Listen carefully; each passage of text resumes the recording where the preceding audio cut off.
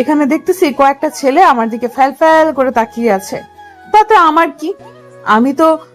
আমার তো কোনো ইচ্ছাই নেই, আমার তো বিয়ে নিয়ে কোনো ইন্টারেস্ট নেই, কোনো ছেলের উপর আমার ইন্টারেস্ট নেই।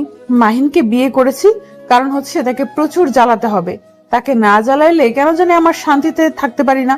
তাকে জ্বালানোর জন্য বিয়েটা করলাম, আর বাপ মাও চেয়েছিল, তার জন্য তাদেরকে খুশি করার জন্য বিয়েটা করে নিলাম। কি আর করার, এখন শুধু দেখতে থাকেন যে খেলাটা কোন দিক থেকে কোন দিকে যায়। তাকে এতটা নাচাবো কেউ কল্পনাও করতে পারবে না। এতটা তার সাথে আমি ঘাটতারামি করবো, সে বাধ্য হবে আমার কাছে ক্ষমা চাইতেন। শালার কি পোড়া কপাল আমার! কেন যে বিয়েটা করতে গেলাম, কোন দুঃখে যে পরিবারের কথা শুনে নিলাম আর এই মেয়েটাকে বিয়ে করে নিলাম। আমি বুঝতে পারতেছি না, সে তো আমার জীবন তেনা তেনা করে ছেড়ে দিবে। এখন না পারতেছি তাকে সহ্য করতে, না পারতেছি তাড়িয়ে দিতে গেলে তো বাসা থেকে আমাকে বের করে দিবে। কারণ এখন আমার থেকে তার অধিকার সেই বাসায় বেশি। কারণ দীপা হচ্ছে এখন এই বাড়ির একমাত্র পুত্রবধূ। কিন্তু যে বাড়িতে পুত্রর কোনো খোঁজ রাখে না, সেই বাড়িতে পুত্রবধূকে নিয়ে ধুমধাম বেশি হয়। আমি যেটা দেখতে পেলাম, বিয়ে করে যে ভুল করেছি, আর কেউ এরকম ভুল করিয়েন না ভাই। এখানে আর বেশিক্ষণ বকবক করা যাবে না। এখানে আপনাদের সাথে আমি বকবক করি, আর ওইদিকে আমার আম্মা যান আমাকে না পেয়ে বাসায় তুলকালাম কাণ্ড শুরু করে দিক। যখন বাসায় যাব তখন দেখা যাবে যে আমাকে নিয়ে সালিশ নালিশ সব কিছু বসিয়ে দিয়েছে। আর সেখানে তো একটা মেয়ে আছে, সে তো আমাকে বাস দেওয়ার জন্য সবসময় তৈরি থাকে। তাই আপনাদের সাথে এখন গল্প করতেছি না, যাই দেখি আমার কপালে কি আছে। সাথে থাকুন, সুখে থাকেন, সুখে থাকেন। কি আছে আমার কপালে দেখতে পারবেন এখন। তারপর সেখানে না থেকে সোজা বাসায় চলে আসলাম। বাসায় এসে গেটের সামনে দেখি যে আমার দজ্জাল বউ দাঁড়িয়ে আছে। এখন কি করা যায়? এখন তো তার সামনে দিয়ে যখন যাব একগাদা প্রশ্ন করা শুরু করে দিবে, আর আমার মাথাটা হয়ে যাবে গরম। তাকে আজকে গড়ধোলাই দিব সবার সামনে। না বাসায় মানুষ কিছু বলতেও পারি না, আর সইতে পারতেছি না। কি যে অবস্থা আমার, আমি সেটা বুঝতে পারতেছি। ভাই রে ভাই, কেউ ভুল করে বিয়ে করবেন না আপনারা। এই যে মিস্টার, চোরের মতো আমাকে দেখেও না দেখার ভান করে লুকিয়ে লুকিয়ে বাসার ভেতরে যাওয়া হচ্ছে, ব্যাপার কি শুনি? আমি যেখানে মানুষটা দাঁড়িয়ে আছি আমাকে চোখে পড়ে না? চোখে পড়লে কি আপনার সাথে কথা বলতে হবে? আমি তো মনে করি আপনি কিছুই না, মানুষ না। কারণ আপনি আপনাকে মানুষের ভাবতে পারেন, আমি মানুষ মনে করি না। এত বড় সাহস তোর, তুই আমাকে এ কথা বলিস? আমাকে মানুষ বলিস না তুই? তুই কি ভেবেছিস তোকে আজকে আমি কি যে করব ভেবে পাচ্ছি না। ওকে আমি দেখাচ্ছি, দাঁড়া। আমি আগে ভেবেছিলাম আপনি শুধু একজন অমানুষ, এখন দেখতেছি রাক্ষসী আমাকে খেয়ে ফেলবেন। এবার তো তোকে আমি ছেড়ে দিয়ে কথা বলবো না। এবার তোর কপালে সত্যিই দুঃখ আছে। তোকে যে এবার আমি কি করব ভেবে পাচ্ছি না। তুই আমাকে রাক্ষসী বলতেছিস? তোর সাহস কম না? তুই আমাকে কি কি বলতেছিস? আমি তোকে খাইছি? আজকে তোর সাহস কি করে হয় আমার সাথে এভাবে কথা বলার? দেখেন, আমি একজন সুস্থ মানুষ, আমি কোনো রাক্ষসীর সাথে কথা বলতে চাচ্ছি না। এখন আমার শরীর খুব ক্লান্ত লাগতেছে। আমি বাইরে থেকে মাত্র বাড়ি ফিরে আসলাম। আমি কোনো জল্লাদ বা রাক্ষসী মেয়ের সাথে কথা বলতে পারতেছি না। আমি ভিতরে গেলাম, আপনি এখানে থাকেন। আপনার সাথে আমি কথা বলতে চাচ্ছি না এখন। তোর সাহস দেখতেছি দিন দিন বেড়েই চলেছে। তুই আমার সাথে যেভাবে আচার আচরণ করতেছিস, তোকে আমি কি যে শায়েস্তা করব, শুধু একটু ধৈর্য ধর। কারণ আমার বাবা মা আজকে বাসা থেকে চলে যাবে, তাদের জন্য আমি তোকে কিচ্ছু বলতে পারতেছি না। তুই মাথায় চড়ে গিয়েছিস, তাই না? তুই ঘুমিয়ে ঘুমিয়ে স্বপ্ন দেখতে থাক, আমি এখান থেকে চলে যাচ্ছি। আর আমিও তোকে এখন কিছু বলতে পারতেছি না, কারণ এখন বাসায় মেহমান। আমি যদি এখন তোকে কিছু করি তাহলে দেখা যাবে যে তারাও অপমানিত হবে। তাহলে তোর সাথে খেলা শুরু হবে, শুধু আমার বাসায় মেহমান চলে যাক, তারপর তোর সাথে খেলা শুরু হচ্ছে। আর আমি তো এখন কোথায় যাচ্ছি না। আমার অত্যাচার সহ্য করার জন্য তুই প্রস্তুতি নে। এখন আমি এই বাড়ির মালিক। তাই নাকি? এই বাড়ির মালিক তুই? তুই এই বাড়ির মালিক, আমাকে এটাও মেনে নিতে হবে? তোকে লাথি দিয়ে এই বাসা থেকে বের করে দেওয়ার ক্ষমতা আমার আছে, জানিস? কিন্তু কিছু করতেছি না, শুধু আমার আম্মাজানের জন্য। কে কাকে লাথি দিয়ে কোথায় বের করে দেয় সেটা সময় বলে দিবে। তুই আমাকে বলতেছিস না তুমি আমাকে লাথি মেরে বাড়ি থেকে বের করে দিবি? একদিন দেখবি আমি তোকে লাথি দিয়ে বের করে দেব। সেদিন আমার কাছে ক্ষমা চাইবি, কিন্তু সেদিন এই দীপা তোকে ক্ষমা করবে না। আচ্ছা, আমিও দেখব তুই কিভাবে আমার বাড়ি থেকে আমাকে তাড়িয়ে দিতে পারিস, আর আমিও তোকে তাড়িয়ে দেব, সেটাও দেখে নিস তুই। আচ্ছা, তাহলে তোর সাথে আমার এটা চ্যালেঞ্জ হইলো যে কে কাকে এ বাড়ি থেকে বের করে দেয়। কুত্তার মতো আমি তোকে দেখিয়ে দেব। তুই আমাকে এখনো চিনতে পারিসনি আমি কি জিনিস। আমিও তোকে কিচ্ছু বলি নাই, একটা মেয়ে ভেবে। কিন্তু আজকে তুই যেটা আমার সাথে চ্যালেঞ্জ করলি, আমি এরপর থেকে তোকে একটু ছেড়ে কথা বলবো না। এবার দেখ তোর জীবনে কি কি হতে থাকে। তুই আমার সাথে পাঙ্গা নিচ্ছিস তাই না? দেখতে থাক কি হয়। তাই নাকি? তাহলে তো এবার খেলা জমি উঠবে। তুই কত খেলতে পারিস আর আমি কতটুকু খেলতে পারি তোকে নিয়ে সেটা সময় বলে দেবে। আজকে শুধু মেহমানরা চলে যাক, কালকে তোর সাথে শুরু হবে। তাই নাকি? আচ্ছা, তাহলে কাল থেকে আমার খেলাধুলা হবে, এন্ড দেখা যাক শেষে কে কাকে এই বাড়ি থেকে বাহির করে দিতে পারে। এটাই তোর সাথে আমার চ্যালেঞ্জ থাকলো তাহলে। আচ্ছা, তাহলে তুই দেখতে থাক তোর সাথে কি কি হতে যাচ্ছে। জীবনের প্রথম তুই এসব দেখবি চোখ দিয়ে, শুধু ভাবতে থাকবি কি ভুল করেছিস তুই আমার সাথে পাঙ্গা নিয়ে। কথাটা বলে সেখান থেকে চলে আসলাম। মাথা গরম আছে, সে আমার সাথে নাকি চ্যালেঞ্জ করে, আর আমাকে নাকি এইবারের কুত্তার মতো বের করে দেবে। আমি যে তোকে কি করব তুই ভেবে পাবি না। দাঁড়া, আমার মতো মেয়েকে তুই চ্যালেঞ্জ করেছিস, তোর জীবন আমি শেষ করে দিয়ে তারপর তোকে আমি রাস্তার ফকির বানিয়ে ছেড়ে দেব। এখন শুধু আপনারা দেখতে থাকেন আমি মাহিনের সাথে কি কি করতে থাকি, কারণ সে আমার মাথায় আগুন লাগিয়ে দিয়েছে। আজকে শুধু মাহিনের জন্য তাকে ছেড়ে দিয়েছি, আজকে শুধু মেহমানের জন্য তাকে ছেড়ে দিয়েছি। আমি কথা বলতেছি না, যদি মেহমান না থাকতো এই বাসায় তাহলে আজকে যে আমি তাকে কি করতাম নিজেও জানি না, কারণ আমার মাথায় পুরো রক্ত চেপে গিয়েছে। তার সাহস কত বড়, আমাকে নাকি এই বাড়ি থেকে তাড়িয়ে দেবে। আমি এই বাসার মালিক হয়ে তাকে দেখিয়ে দেব, আর আপনারা তার সাক্ষী থাকবেন। তারপর আমি লুকিয়ে লুকিয়ে মাহিনকে দেখলাম সে কোথায় যাচ্ছে, কারণ একটু হলেও তো তাকে আজকে আমি জ্বালাবো। এটা না করলে যে আমার পেটের ভাত হজম হবে না। আমি লুকিয়ে লুকিয়ে দেখতে লাগলাম যে মাহিন কোথায় কোথায় যাচ্ছে আর কার সাথে কথা বলতেছে। দেখলাম যে সে সবার সাথেই কথা বলে নিচ্ছে, কারণ সবাই একটু পর এখান থেকে বিদায় নিয়ে যাবে। তাই হয়তো সবার খাতিরদারি করার জন্য মাহিন সবার সাথে একটু কথা বলে নিচ্ছে, না হলে যে বিষয়টা একটু অন্যরকম হয়ে যায় তার জন্য। আমি আর সেখানে গেলাম না, রুমের ভেতর চলে আসলাম। রুমে এসে বুদ্ধি করতে লাগলাম তাকে কি কিভাবে জ্বালানো যায়। এখন তো আর আলাদা রুমে থাকতে হবে না, এখন এক রুমে থাকবো। তোকে যে আমি কি করব মাহিন, তুই নিজেও বুঝতে পারবি না যে কখন কোন দিক থেকে তোর উপর আঘাত আসবে, আর তুই কোন দিকটা সামলাবি আমি সেটাও দেখে নিব। আমার সাথে চ্যালেঞ্জ করা তাই না? আমি এবার দেখে দেব চ্যালেঞ্জ কাকে বলে, কত প্রকার ও কি কি। আমার সাথে পাঙ্গা নেওয়া, আমি যে কত ছেলেকে নাকানি চুবানি দিয়েছি তার কোনো শেষ নেই। এবার তুই আমার সেই রূপটা দেখতে পারবি, আর আমি যে কি জিনিস এবার বুঝতে পারবি। আমাকে এভাবে ফলো করে কোনো লাভ হবে না, কারণ তুই আমার কোনো কিছু করতে পারবি না। আর মেহমানরা একটু পর চলে যাচ্ছে, তারপর তোর আমি ব্যবস্থা নিতেছি দেখবি। এখন শুধু চুপ করে আছি আমি। তাই নাকি? চুপ করে আছিস কই? চুপ করে তো আছিস না, আমার সাথে বক বক করেই যাচ্ছিস। তোর কপালে দুঃখ আছে রে। তোর কেন যে আমার সাথে লাগতে আসিস, তুই কেন যে আমার সাথে লাগতে আসিস বুঝতে পারি না। তুই তো পারবি না আমার সাথে। একটা কথা সবসময় মনে রাখবি, তখন তুই আমার বাড়ির অতিথি ছিলি, আর আমি অতিথির সাথে কখনো খারাপ ব্যবহার করি না। আমার বাবা মা সবসময় আমাকে মানুষের সাথে ভালো ব্যবহার করতে শিখিয়েছে, কিন্তু আমি এখন থেকে তোর সাথে যেটা করব তুই কল্পনা করতে পারবি না। তুই আমাকে ধমক দিচ্ছিস? তোর সাহস তো কম না, তুই আমাকে ধমকে দিচ্ছিস? তোর তো কলিজা বড় হয়ে যাচ্ছে দিন দিন। বুঝতে পারলাম না, তুই কি গত কয়েকদিনের কথা মনে হারিয়ে গেছিস? বুঝতেছি না তো, তুই এইভাবে কথা বলতেছিস কিসের জন্য আমার সাথে? তোর সাহস হচ্ছে কিভাবে? একটা কথা বলেছিলাম মাথায় আছে, অতিথির সাথে আমি কখনো খারাপ ব্যবহার করি না। কিন্তু তুই যেহেতু এই বাড়ির মালিক হতে চাচ্ছিস, তাহলে তো তোর সাথে আমাকে যুদ্ধ ঘোষণা করতেই হয়, তাই না? তাহলে এই ব্যাপার, এখন বুঝতে পারলাম। তাহলে তোর সাথে আমার যুদ্ধ শুরু হয়ে যাচ্ছে। তুই তাহলে আমার চ্যালেঞ্জ গ্রহণ করে নিয়েছিস। ভালোভাবে বুঝতে পেরেছি। আমি কি জিনিস হয়তো এখনো পুরোপুরি বুঝতে পারিসনি, তবে আরো সময় লাগবে তোর।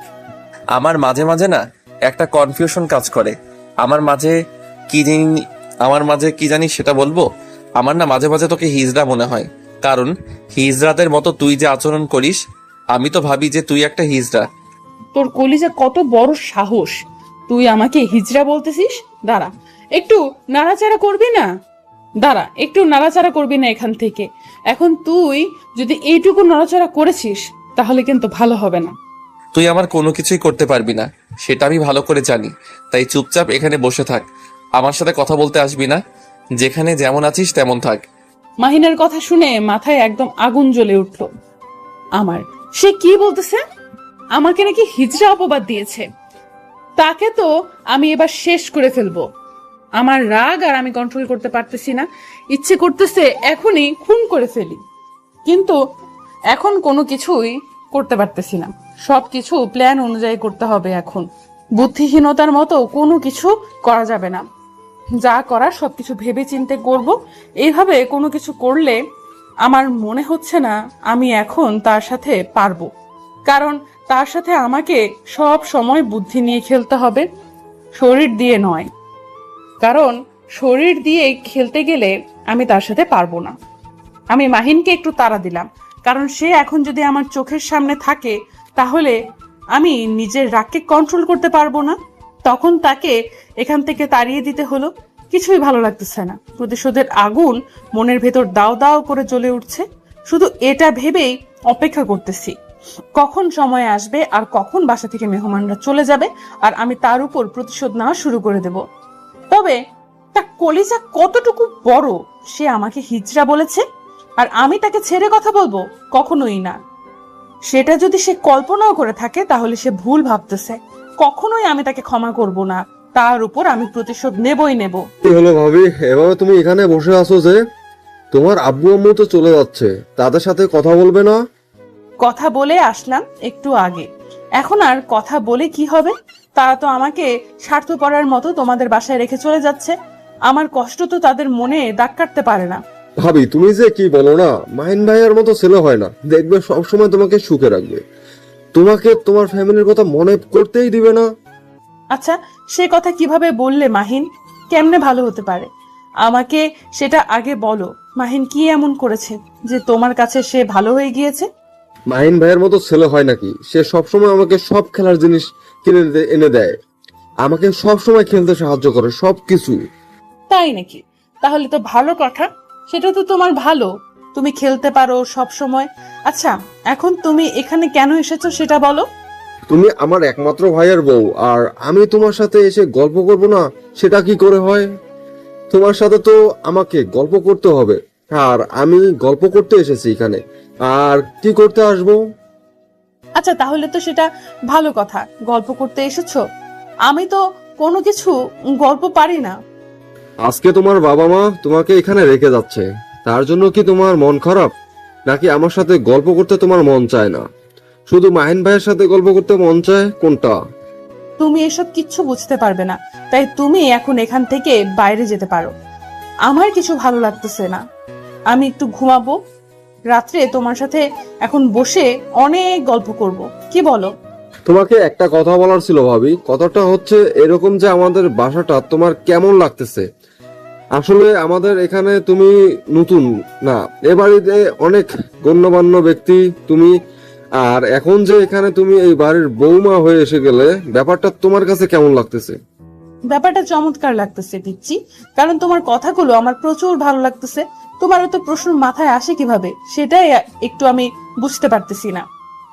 কথা হচ্ছে এখন আমি একটু ঘুমাবো, পরে তোমার সাথে আড্ডা হবে জমিয়ে। আচ্ছা, তাহলে তো তুমি ঘুম পারো, আমি বাইরে যাচ্ছি, রাত্রে সবাই একসাথে বসে জমিয়ে আড্ডা দেব। এখন থেকে তো প্রতিদিন আড্ডা হবে তোমার সাথে, তুমি যদি... থাক, কিছু বলতে হবে না, আমি বুঝতে পেরেছি। এখন থেকে তো আড্ডা হচ্ছে প্রতিদিন, সমস্যা নাই, কোনো কথা হচ্ছে না। এখন তুমি ঘুমিয়ে পড়ো, রাত্রে ঘুম থেকে উঠে তারপর আমার কাছে চলে আসবে, আমরা একসাথে বসে গল্প করব, কি বলো? আচ্ছা, তাহলে এখন আমি যাচ্ছি আমার রুমে, রাত্রে কিন্তু গল্প করব, কথাটা মাথায় রেখো। রাত্রে কোনো ফাঁকিবাজি করতে পারবে না, যে কোনো কথা বলতে পারবে না। এখন ঘুমিয়ে নাও আর শরীরে একটু স্বাভাবিক করে নাও, কারণ আজকে অনেক ক্লান্তি গেছে এই 2 দিনে। তোমাকে আর কিছু পাকনামি করতে হবে না, আমি বুঝতে পেরেছি তোমার ধান্দা কি। এখন কি বলতে চাও তুমি? আমি এসব নিয়ে কোনো কথা বলতে চাই না পিচ্ছি একটা, তুমি যাও এখান থেকে। যাচ্ছি তো, বারবার বলতে হয় নাকি? আমি তো চলেই যাচ্ছিলাম, তুমি কথা বলতেছো তার জন্য দাঁড়িয়ে পড়লাম। না হলে তো আমি চলেই যেতাম, তুমি কথা বলো তাই দাঁড়িয়ে পড়লাম।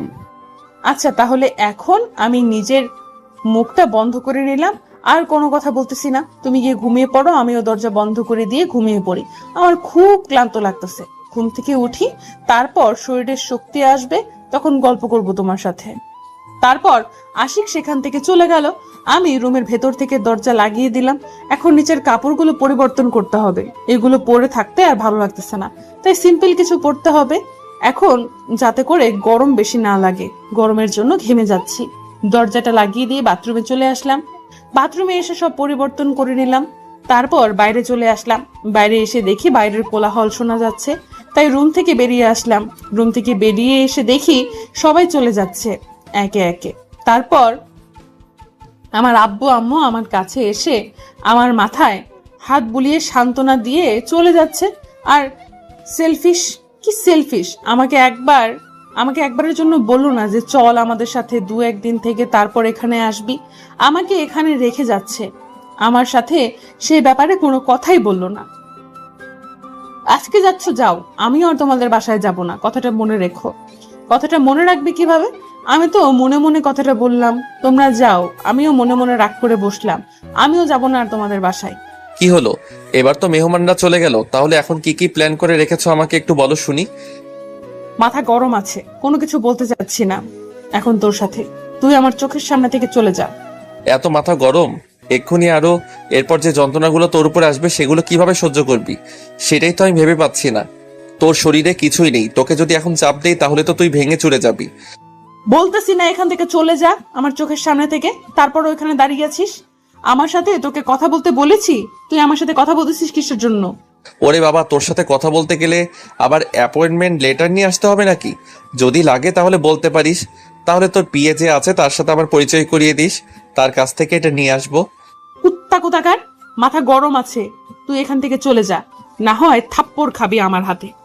আমি এখন চাচ্ছি না কাউকে থাপ্পড় মারতে, যখন শুরু করব তখন কিন্তু থামবো না। শালি, তোর কথা অনেক শুনেছি, এবার আমার অত্যাচার সহ্য করার জন্য প্রস্তুতি নে, কারণ এবার তোকে আমি যেটা করব তার জন্যই হয়তো অনেক পস্তাবি পড়ে।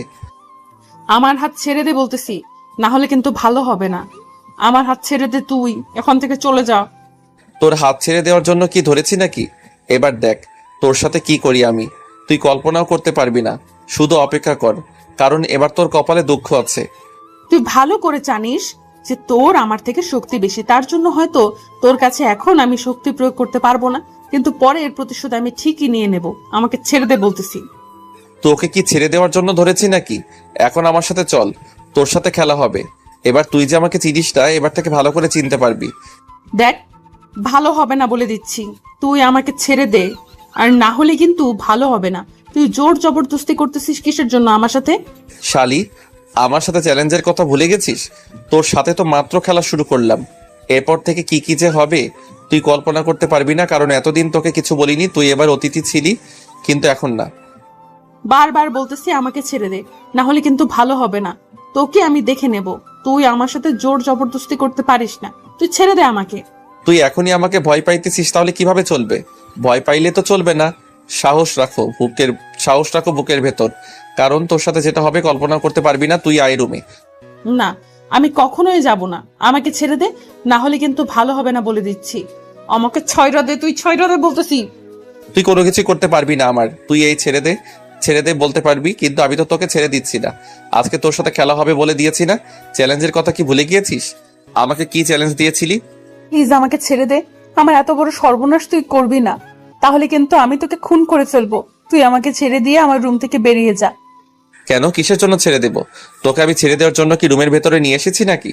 আর একটা কথা মাথায় রাখবি, সব সময় চ্যালেঞ্জ আছে আমাদের মাঝে একটা। তার জন্য তুই আমাকে জোর জবরদস্তি করে ব্যবহার করবি, আমার ইজ্জত নিয়ে খেলা করবি? সেটা তো হতে পারে না।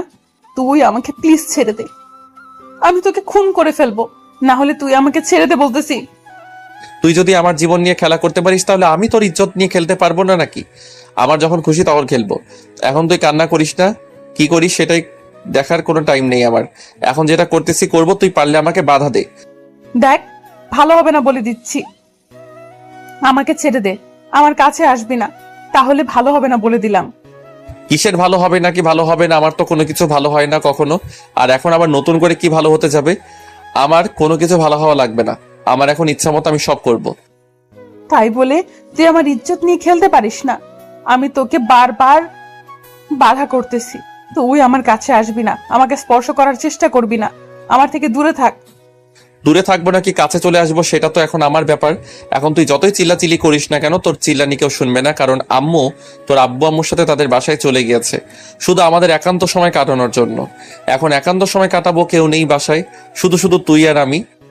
দেখ মাহিন, তোকে ভালোই ভালোই বলতেছি, আমার মাথা গরম করবি না, আমার থেকে দূরে থাক, আমার কাছে আসবি না, দূরে থাক বলতেছি। আমার কাছে আসতেছিস কিসের জন্য? আমার থেকে দূরে থাক। যতই কথা বলিস না কেন, বললাম না বাসায় কেউ নেই, কি করবি? আমার কিছু করতে পারবি না। এভাবে পিছনে পিছিয়ে যাচ্ছিস কিসের জন্য? খুব সাহস, এখন আমার পিছিয়ে যাচ্ছিস, ব্যাপার কি? বলছি তো আমার থেকে দূরে থাক। এভাবে কাছে আসতেছিস কিসের জন্য? আমাকে স্পর্শ করবি না, দূরে থাক, দূরে দূরে থাক, আর একটু সামনে এগিয়ে আসবি না। আমি বারবার যতই মাহিনকে দূরে থাকতে বলেছি, মাহিন ততই আমার কাছে চলে আসতেছে। আমি কি করব না করব ভেবে পাচ্ছি না। বাসায় কেউ নেই, রুমের ভেতর থেকে দরজা লাগিয়ে দিয়েছে। আমি যদি এখন রুমের বাইরে চলে যেতে চাই তাহলে দরজা খুলতে অনেক সময় লাগবে, কিন্তু বাইরে গিয়ে কি করব? বাইরে তো কেউ নেই যে যার কাছে গিয়ে বসে থাকবো। বাসায় কেউ নেই, একদম ফাঁকা হয়ে আছে বাসা। এদিকে মাহিন আমার কাছে প্রায় চলে এসেছে। আমি এখন কি করা উচিত, আমার এখন কি করা উচিত আমি ভাবতে পারছি না, কারণ আমি তো তার শক্তির সাথে আমি পেরে উঠবো না। শেষ পর্যন্ত কোনো উপায় না পেয়ে রুমের ভেতর ছোটাছুটি করা শুরু করলাম, কিন্তু কোনো কাজ হচ্ছে না। আমি তো রুম থেকে বের হয়ে যেতে পারতেছি না। রুমের ভেতর আর কতক্ষণ এইভাবে ছোটাছুটি করা যায়? শেষ পর্যন্ত ক্লান্ত হয়ে গেলাম আর মাহিন এসে আমাকে ধরে ফেললো। আমার যতটুকু শক্তি ছিল সব শক্তি প্রয়োগ করে মাহিনকে বাধা দেওয়ার চেষ্টা করতেছি, সে যেন আমার কাছে না আসে, কিন্তু আমার শক্তি তো তার কাছে কিছুই না। আমি নিতান্তই তার কাছে হেরে গেলাম, আর সে আমাকে কোলে তুলে নিয়ে বিছানার উপর ছুঁড়ে ফেলে দিল। অনেক ব্যথা পাইলাম, কিন্তু কিছু বলে তো কাজ হবে না, কারণ আমি তো তার উপর প্রতিশোধ নেব। এখন হয়তো তার কাছে আত্মসমর্পণ করা ছাড়া আর কোনো উপায় থাকবে না।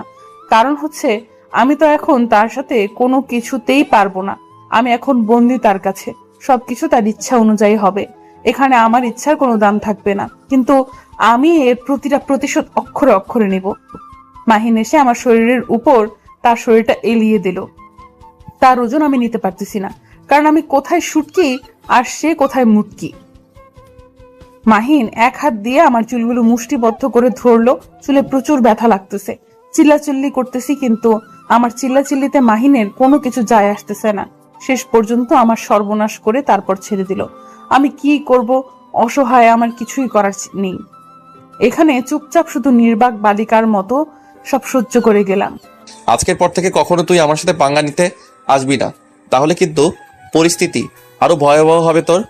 তুই আবার এটা ভেবে বসে থাকিস না যে তুই আমার ইজ্জত লুটে নিয়েছিস, আর আমি সেই শোকে তোকে কিছুই বলবো না। আমি ভালো করে জানি তুই কোন লেভেলে চিটার মাইয়া, তোকে আমি এত সহজভাবে নিতে চাই না, কারণ প্রতিপক্ষকে কখনো দুর্বল ভাবা ঠিক নয়। তুই যেমন আমাকে দুর্বল ভেবেছিলি, আর আজকে তার প্রতিদান দিয়ে দিলাম, কেমন লাগলো? ঠিক আছে, আজকে যেটা করলি সেটা আমি মেনে নিলাম, কারণ এটা স্বাভাবিক। বিয়ে করে নিয়েছিস, এসব দরকার আছে, কিন্তু একটা কথা মাথায় রাখবি, তোকে খুন করে ফেলবো, এটাও আমার একটা প্রতিজ্ঞা। এরকম শত্রু কজনের কপালে জোটে বলতো? কারণ শত্রুকে বলে দিচ্ছে যে সে আমাকে খুন করবে। এর থেকে হাস্যকর কিছু আছে? খুন করবি মনে মনে রাখ, আমাকে বলে দিচ্ছিস কেন? পরে দেখবি যে তুই মরে পড়ে আছিস। অতটাও দুর্বল ভাবিস না যে তোকে বলে দিচ্ছি আর তুই আমাকে খুন করে ফেলবি। এতটা সহজ না, কারণ আমি তার আগেই তোকে এই পৃথিবীর বুক থেকে সরিয়ে দেব খুব তাড়াতাড়ি। আচ্ছা, তাহলে সেটা দেখার জন্য অপেক্ষায় রইলাম। কবে দেখি সেই দিনটা আমার সামনে চলে আসে, সেই দিনটার জন্য অপেক্ষা করতেছি। এখন বকবক না করে আমার রুম থেকে বেরিয়ে যা। এটা তোর বাপের রুম যে তুই যেটা বলবি আমি তোকে সেটাই শুনতে হবে? আমি এখানে শুয়ে থাকবো, তোর যদি ভালো না লাগে তুই অন্য রুমে যেতে পারিস। তুইও তো ভুলে গিয়েছিস যে এটা আমার বাপের বাড়ি, তার মানে এটা আমার বাপের রুম, আর তুই এখন এখান থেকে বেরিয়ে যা। তোর বাপের রুম হয়েছে তাতে কি হয়েছে? আমার শাশুড়ি মায়ের স্বামীর রুম, তার মানে এটাতে আমার অধিকার আছে। তুই এখন বেরিয়ে যা এখান থেকে। তোকে আমি কখন স্ত্রীর অধিকার দিলাম যে তুই এখানে অধিকার দেখাচ্ছিস? তোকে বলতেছি না তুই এখান থেকে বেরিয়ে যা? কুত্তা, তোকে আমি আবার কখন স্বামীর অধিকার দিয়েছি? আমি কখন বলেছি তুই আমার স্বামী আর সেই অধিকারে আমি এখানে থাকবো? ভাগ এখান থেকে। তোর যাবতীয় জিনিস নিয়ে এই রুম থেকে এক্ষুনি বেরিয়ে অন্য রুমে শিফট হয়ে যা। আমার সামনে তোকে দেখতে চাই না। তোর সাথে ঝগড়া করার কোনো ইচ্ছা নেই। এখন তো এখান থেকে বেরিয়ে যা। তোকে ইচ্ছা করতেছে না তাই বের হয়ে যা এখান থেকে। এটা আমার রুম, আমি রুম থেকে বেরিয়ে যাব কিসের জন্য? তোকে বলতেছে বেরিয়ে যা। তুই এখন এখানে আছিস কিসের জন্য? নির্লজ্জের মতো। আমার তো লজ্জা নেই, আমি নির্লজ্জ। তো সমস্যা?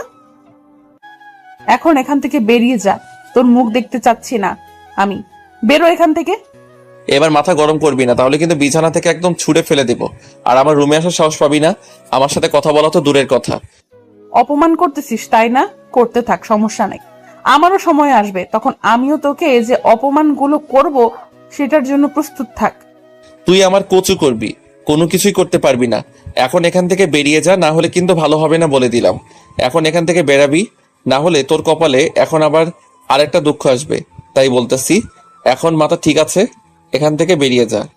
আমি মাহিনের সাথে কোনো কথা না বলে চুপচাপ সেখান থেকে বেরিয়ে আসলাম। এত তর্ক করার ইচ্ছে করতেছে না, কেমন লাগতেছে, এত কথা ভালো লাগতেছে না। তাই রুম থেকে বের হয়ে আসলাম। এখন আমাকে কিছু প্ল্যান করতে হবে। আমার তো প্রতিশোধ নিতে হবে। এইভাবে প্ল্যান করলে চলবে না, তার বাস্তবায়ন তো করতে হবে। তার সাথে তো কখনো আমি শোক দিতে পারবো না। তাকে পেছন থেকে আঘাত করতে হবে, না হলে আমি শান্তি পাবো না। তার ক্ষতি তো আমাকে করতেই হবে, না হলে এখানে থেকে আমার কিছুই হবে না, শুধু নির্যাতন সহ্য করতে হবে। তার থেকে তাকে আমি কয়েকদিনের জন্য বিছানায় রাখার ব্যবস্থা করি, তারপর তার পা ভেঙে ফেলবো। এখন তো কিছু করলে সমস্যা হয়ে দাঁড়াবে। এখন কিছু করা যাবে না। এখন কিছু করতে গেলে সে বুঝতে পেরে যাবে, রাত্রে দেখা যাবে। এখন চুপচাপ গোসলটা শেষ করে তারপর রাত্রে দেখা যাবে। রুম থেকে বেরিয়ে তো দেখি সবাই বাসায় আছে। আমি অবাক হয়ে গেলাম, তাহলে আমি কিসের এত নির্যাতন সহ্য করলাম? আমি তো রুম থেকে বের হতে পারতাম, কত সুযোগ পেয়েছি। কিন্তু তার কথা শুনে তো আমি বোকার মতো রুমে ছিলাম আর তার অত্যাচারগুলো সহ্য করলাম। এটা আমি কি করলাম? এটা কি হইলো আমার সাথে? আমি কখনো কল্পনাও করিনি যে সে আমাকে এইভাবে বোকা বানাবে আর আমি তার কথায় বোকা পড়ে যাব। যাই হোক, যা হবার তা হয়ে গেছে। অতীত নিয়ে নাড়াচাড়া করে কোনো লাভ নেই। এখন ভবিষ্যতে তাকে আমি কি শাস্তি দেব সেটাই চিন্তা করতে হবে আমাকে। ভাবি, ভাবি কোথায় যাচ্ছ? রাত্রে না আমার সাথে তোমার গল্প করার কথা, এখন আবার কোথায় যাচ্ছ? আমার সাথে গল্প করবে না? আমার অল্প একটু কাজ আছে, আমি শেষ করে তোমার রুমে যাচ্ছি। তুমি একটু তোমার পড়াশোনা শেষ করো। আমি তোমার রুমে যাচ্ছি, তো একটু পরে দেখবে আমি তোমার রুমে চলে গিয়েছি গল্প করার জন্য। তুমি আমাকে ফাঁকি দেওয়ার চেষ্টা করতেছো। আমার সাথে এরকম করলে কিন্তু আমি কান্না করে দেবো। আমার সাথে গল্প করবে না তুমি? কি যে বলো না তুমি! তোমার মতো কিউট গুলু বাচ্চার সাথে সবাই গল্প করতে চাইবে। আমিও চাই তোমার সাথে গল্প করতে। তোমার রুমে আমি একটু পর যাচ্ছি, আমার একটু কাজ আছে। তুমি আমাকে 10 মিনিট সময় দাও। আচ্ছা, দিলাম সময়। আমি এখানেই বসে থাকবো। আজকে পড়াশোনা পর্যন্ত করব না। আজকে কেউ পড়াশোনা করে? বাসায় কত মেহমান, আমার তো পড়াশোনার ডিস্টার্ব হবে। আচ্ছা, তাহলে তুমি এখানে বসে থাকো আর সামনে তাকিয়ে দেখো একটা কিউট সুন্দরী মেয়ে দেখা যাচ্ছে, তার সাথে গল্প করো।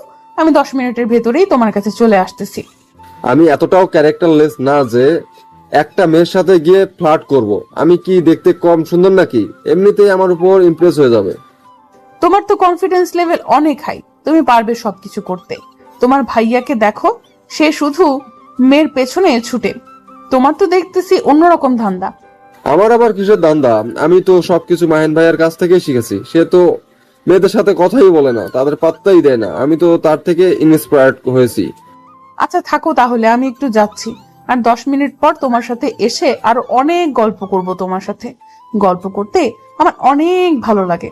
আচ্ছা, তাহলে তোমার সাথে 10 মিনিট পর দেখা হচ্ছে। আর তুমি যদি এবার ফাঁকিবাজি দেওয়ার চেষ্টা করো তাহলে আর কোনোদিন তোমার সাথে কথা বলবো না। কথাটা মাথায় রেখো। আচ্ছা আমার পিচ্চি বাবুটা, আমি যাচ্ছি। আর 10 মিনিট পর তোমার সাথে দেখা করতেছি। তারপর গল্প হবে, আড্ডা হবে জমিয়ে। তারপর আশিক সেখান থেকে ভুলিয়ে ভালিয়ে পাঠিয়ে দিলাম। দিয়ে আমি আমার রুমে আসলাম, গোসল করে নিলাম। মাথায় যন্ত্রণা করতেছে, কোনো কিছুই ভালো লাগতেছে না। হঠাৎ করে মাহিন যে আমার সাথে এরকম করবে আমি কখনো কল্পনাও করতে পারিনি। গোসলটা শেষ করে নিয়ে তাড়াতাড়ি রুম থেকে বেরিয়ে আসলাম, কারণ আমার পরিকল্পনা মাফিক আমাকে কাজ চালিয়ে যেতে হবে। এইভাবে বসে থাকলে হবে না। গোসল করে রুম থেকে বের হতেই দেখি মাহিন সামনে দাঁড়িয়ে আশিকের সাথে খেলা করতেছে। দুইজনে অনেক মজা করতেছে। আমি আশিকের চোখ ফাঁকি দিয়ে রান্নাঘরে চলে আসলাম। রান্নাঘরে এসে দেখি আমার নতুন শাশুড়ি আম্মা জান রান্নার কাজে ব্যস্ত। আমি তাকে একটু সাহায্য করলাম, কারণ আমি তার ভাতিজি সম্পর্কে, তাকে তো আমি সাহায্য করতেই পারি। তার সাথে ছেলেকে যতই দেখতে পাই না কেন, তার সাথে তো আমার কোনো শত্রুতা নেই। তিনি তো আমাকে ছোট থেকেই কোলে পিঠে করে মানুষ করেছে। তারপর দুইজন মিলে তাড়াতাড়ি রান্না করার কাজ শেষ করলাম। তারপর টেবিলে খাবার দিয়ে দিলাম। বাসায় তো তেমন কিছুই নেই, বাসায় তো তেমন কেউ নেই। আমি, আশিক, মাহিন আর ফুপি আম্মা সবাই তাড়াতাড়ি খাওয়া দাওয়া শেষ করে নিলাম। খাওয়া শেষ করে নিয়ে আশিক আমার পাশে এসে আমার হাত ধরে বসলো। এখন নাকি তার সাথে গল্প করতে হবে আমার। কি আর করার, বাধ্য হয়ে তার সাথে গল্প করা শুরু করেছিলাম। তারা ছাড়া কোনো উপায় নেই, কারণ আমি তো তাকে কথা দিয়েছিলাম। তার জন্য তার সাথে এখন আমাকে গল্প করতে হবে। গল্প শেষ করে আমি রুম থেকে বেরিয়ে এসে দেখি মাহিন রুমের বাইরে দাঁড়িয়ে আছে। আমার সাথে চল, এখন তোর সাথে কথা আছে। আর তোর ফিগারের এত টেস্ট কেন রে? তুই আমার চোখের সামনে থেকে চলে যা বলতেছি। তোর সাথে আমার কোনো কথা নেই। আর তোকে আমার সামনে আসতে কে বলেছে? দেখ, এত কথা বলতে পারবো না। যেটা বলতেছি সেটাই শোন। তাহলে তোর জন্য ভালো হবে না, তাহলে তোর জন্য ভালো হবে, না হলে যে কি হবে? তোকে আমি ভয় পাই নাকি যে তুই যেটা বলবি আমি সেটাই শুনবো? তুই এখন এখান থেকে চলে যা। ভালোই ভালোই বলতেছিস, তুই আমার সাথে চল, না হলে ভালো হবে না। আর তুই তর্ক করিস কেন আমার সাথে? তোকে যেটা বলছি সেটা শোন। দেখ, আমার পেছনে পেছনে আসবি না। আমার হাতে চাকু আছে, পেটে একদম ঢুকিয়ে দেব।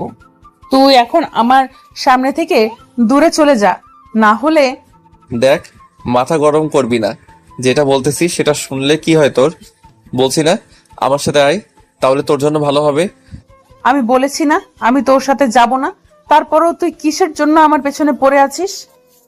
তোকে বলতেছি তুই আমার চোখের সামনে থেকে সরে যা, না হলে খুন করে ফেলবো। তুই আবার কোনো কিছুই করতে পারবি না। এখন হাত থেকে চাকুটা রেখে দে, না হলে কিন্তু।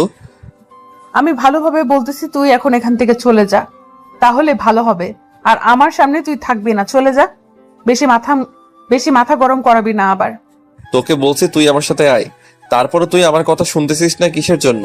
তোকে আমি যেটা বলতেছি তুই সেটাই শোন। কথাটা বলে মাহিন এসে আমার হাত ধরে ফেললো। আমার রাগ মাথায় চড়ে উঠলো। আমি বারবার বলতেছি তাকে আমার থেকে দূরে চলে যেতে, কিন্তু সে বারবার আমার কাছে চলে আসতেছে। আমি যতই শক্তি দেখাচ্ছি মাহিন ততই শক্তি করে আমার হাত ধরে আছে। মেজাজটা গরম হয়ে যাচ্ছে।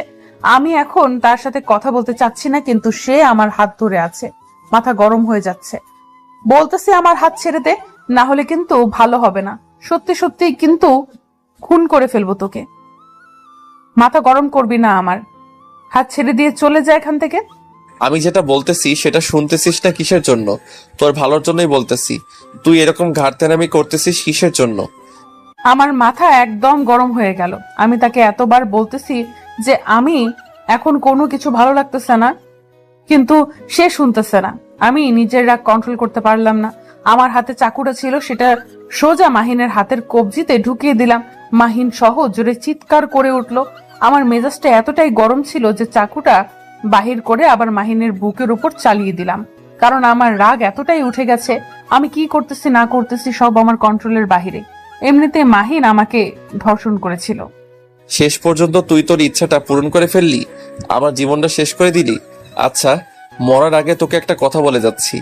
আমার বিছানার বালিশের নিচে একটা ডায়েরি আছে, সেখানে সবকিছু লেখা আছে। তোর বান্ধবীর সাথে কি হয়েছিল, আমি তোর বান্ধবীর ভালো করতে চেয়েছিলাম, সবকিছু সেখানে সুন্দর করে লিখে রাখছি। কি কি ঘটেছিল পড়ে নিস। আমি তো আর বলতে পারলাম না তোকে। ঠিক বলেছিস। এখন থেকে আমি শান্তিতে থাকবো। আমি আমার বান্ধবীকে দেওয়া ওয়াদা পালন করতে পেরেছি। সে আমার কলেজার বান্ধবী ছিল, তাকে ধর্ষণ করে মেরে ফেলেছিস তুই। এখন আমি তার প্রতিশোধ নিয়ে নিলাম। এখন তুই কি করিস সেটা তোর ব্যাপার। আমি তোকে সব সত্যি ঘটনাটা বলার জন্যই তোকে ডাকতেছিলাম, সেই সুযোগটা দিলি না। আমার হাতে তো বেশিক্ষণ সময় নেই। তুই যেভাবে আঘাত করেছিস, আচ্ছা সমস্যা নেই, হয়তো এভাবে আমার মরণ ছিল। কিন্তু একটাই আফসোস হচ্ছে, হয়তো আমার আম্মুকে দেখার কেউ থাকবে না। হয়তো কিছুদিন পর আমার আম্মুটা পাগলি হয়ে যাবে তার একটা মাত্র ছেলের অকাল মৃত্যুতে। তুই এখন আমার রুমে গিয়ে ডায়েরিটা নিয়ে এখান থেকে পালিয়ে যা। আমি চাই না তোর কোনো ক্ষতি হোক। আমি সাধারণ থাকতে পারলাম না, উঠে পড়ে গেলাম।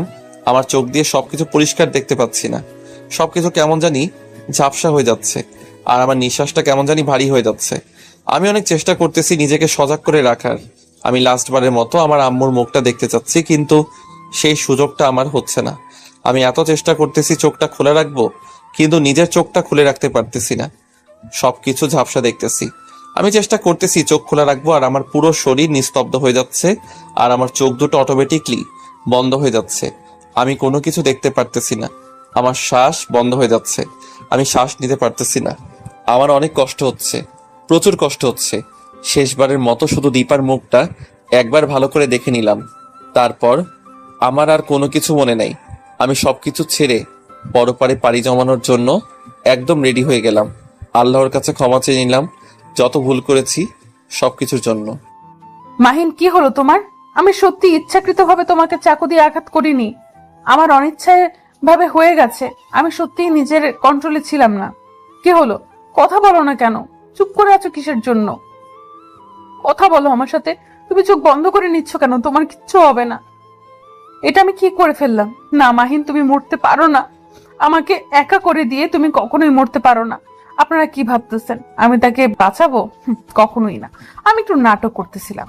আমি দেখতে চেয়েছিলাম যে সে কতক্ষণ বেঁচে থাকতে পারে, কিন্তু তার পুঁটি মাছের প্রাণ অল্পতেই চলে গেল। কি আর করার, শেষ পর্যন্ত ঝামেলাটা শেষ করেই ফেললাম। এখন আমি এখান থেকে চলে যাব। তারপর ও কি করে করুক, সেটা দেখার সময় আমার নেই। আমার যেটা পরিকল্পনা ছিল সেটা আমি শেষ করে ফেলেছি। আমার বান্ধবীকে দেওয়া দাবি পালন করে ফেলেছি। কাজ শেষ। আজকে থেকে আমি আমার বান্ধবীকে দেওয়া কথা সেটা পূরণ করে ফেললাম। আজকে থেকে তার আত্মার শান্তি পাবে। ভালোবাসার মানুষকে কত কিছু না করতে বাধ্য করে, তাই না?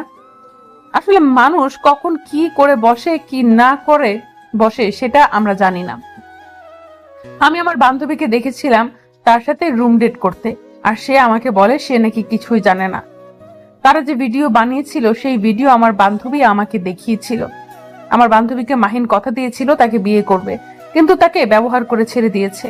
কেন মানুষ এরকম করে? কিসের জন্য বুঝি না। মানুষ কি পায় এরকম করে? মেয়ে মানুষদের কোনো মূল্য নেই এই সমাজে। তারা কি সব সময় অবহেলিত থাকবে নাকি? তাদের কিছু করার আছে। আর কিছু মেয়ে আছে যাদেরকে আমি স্পেশালি বলতেছি, বোন, তুমি প্রেম করো, তুমি কি করো সেটা তোমার ব্যাপার। নিজের ইজ্জতটাকে ঠিক রাখো অন্তত। কারণ তুমি একজনকে বিলিয়ে দিবে, পরে সে তোমাকে ছেড়ে চলে গেলে তখন তুমি আত্মহত্যা করবে। তুমি আত্মহত্যা করো ঠিক আছে, কিন্তু তোমার যে আত্মীয় আছে, তোমার বন্ধু বান্ধব আছে, তাদের কি পরিমাণ কষ্ট হয় তুমি তো মরে যাও, তুমি তো সেটা অনুভব করতে পারো না যে তাদের ভেতরে কি পরিমাণ যন্ত্রণা হয়। তারা একটা প্রিয় মানুষকে হারিয়ে ফেলে। মাহিনকে আমিও পছন্দ করতাম। আমি ভেবেছিলাম সে হয়তো ঠিক হয়ে যাবে, ভালো হয়ে যাবে, কিন্তু না, তার ঠিক হওয়ার কোনো চিহ্ন আমি তার কাছে খুঁজে পাইনি।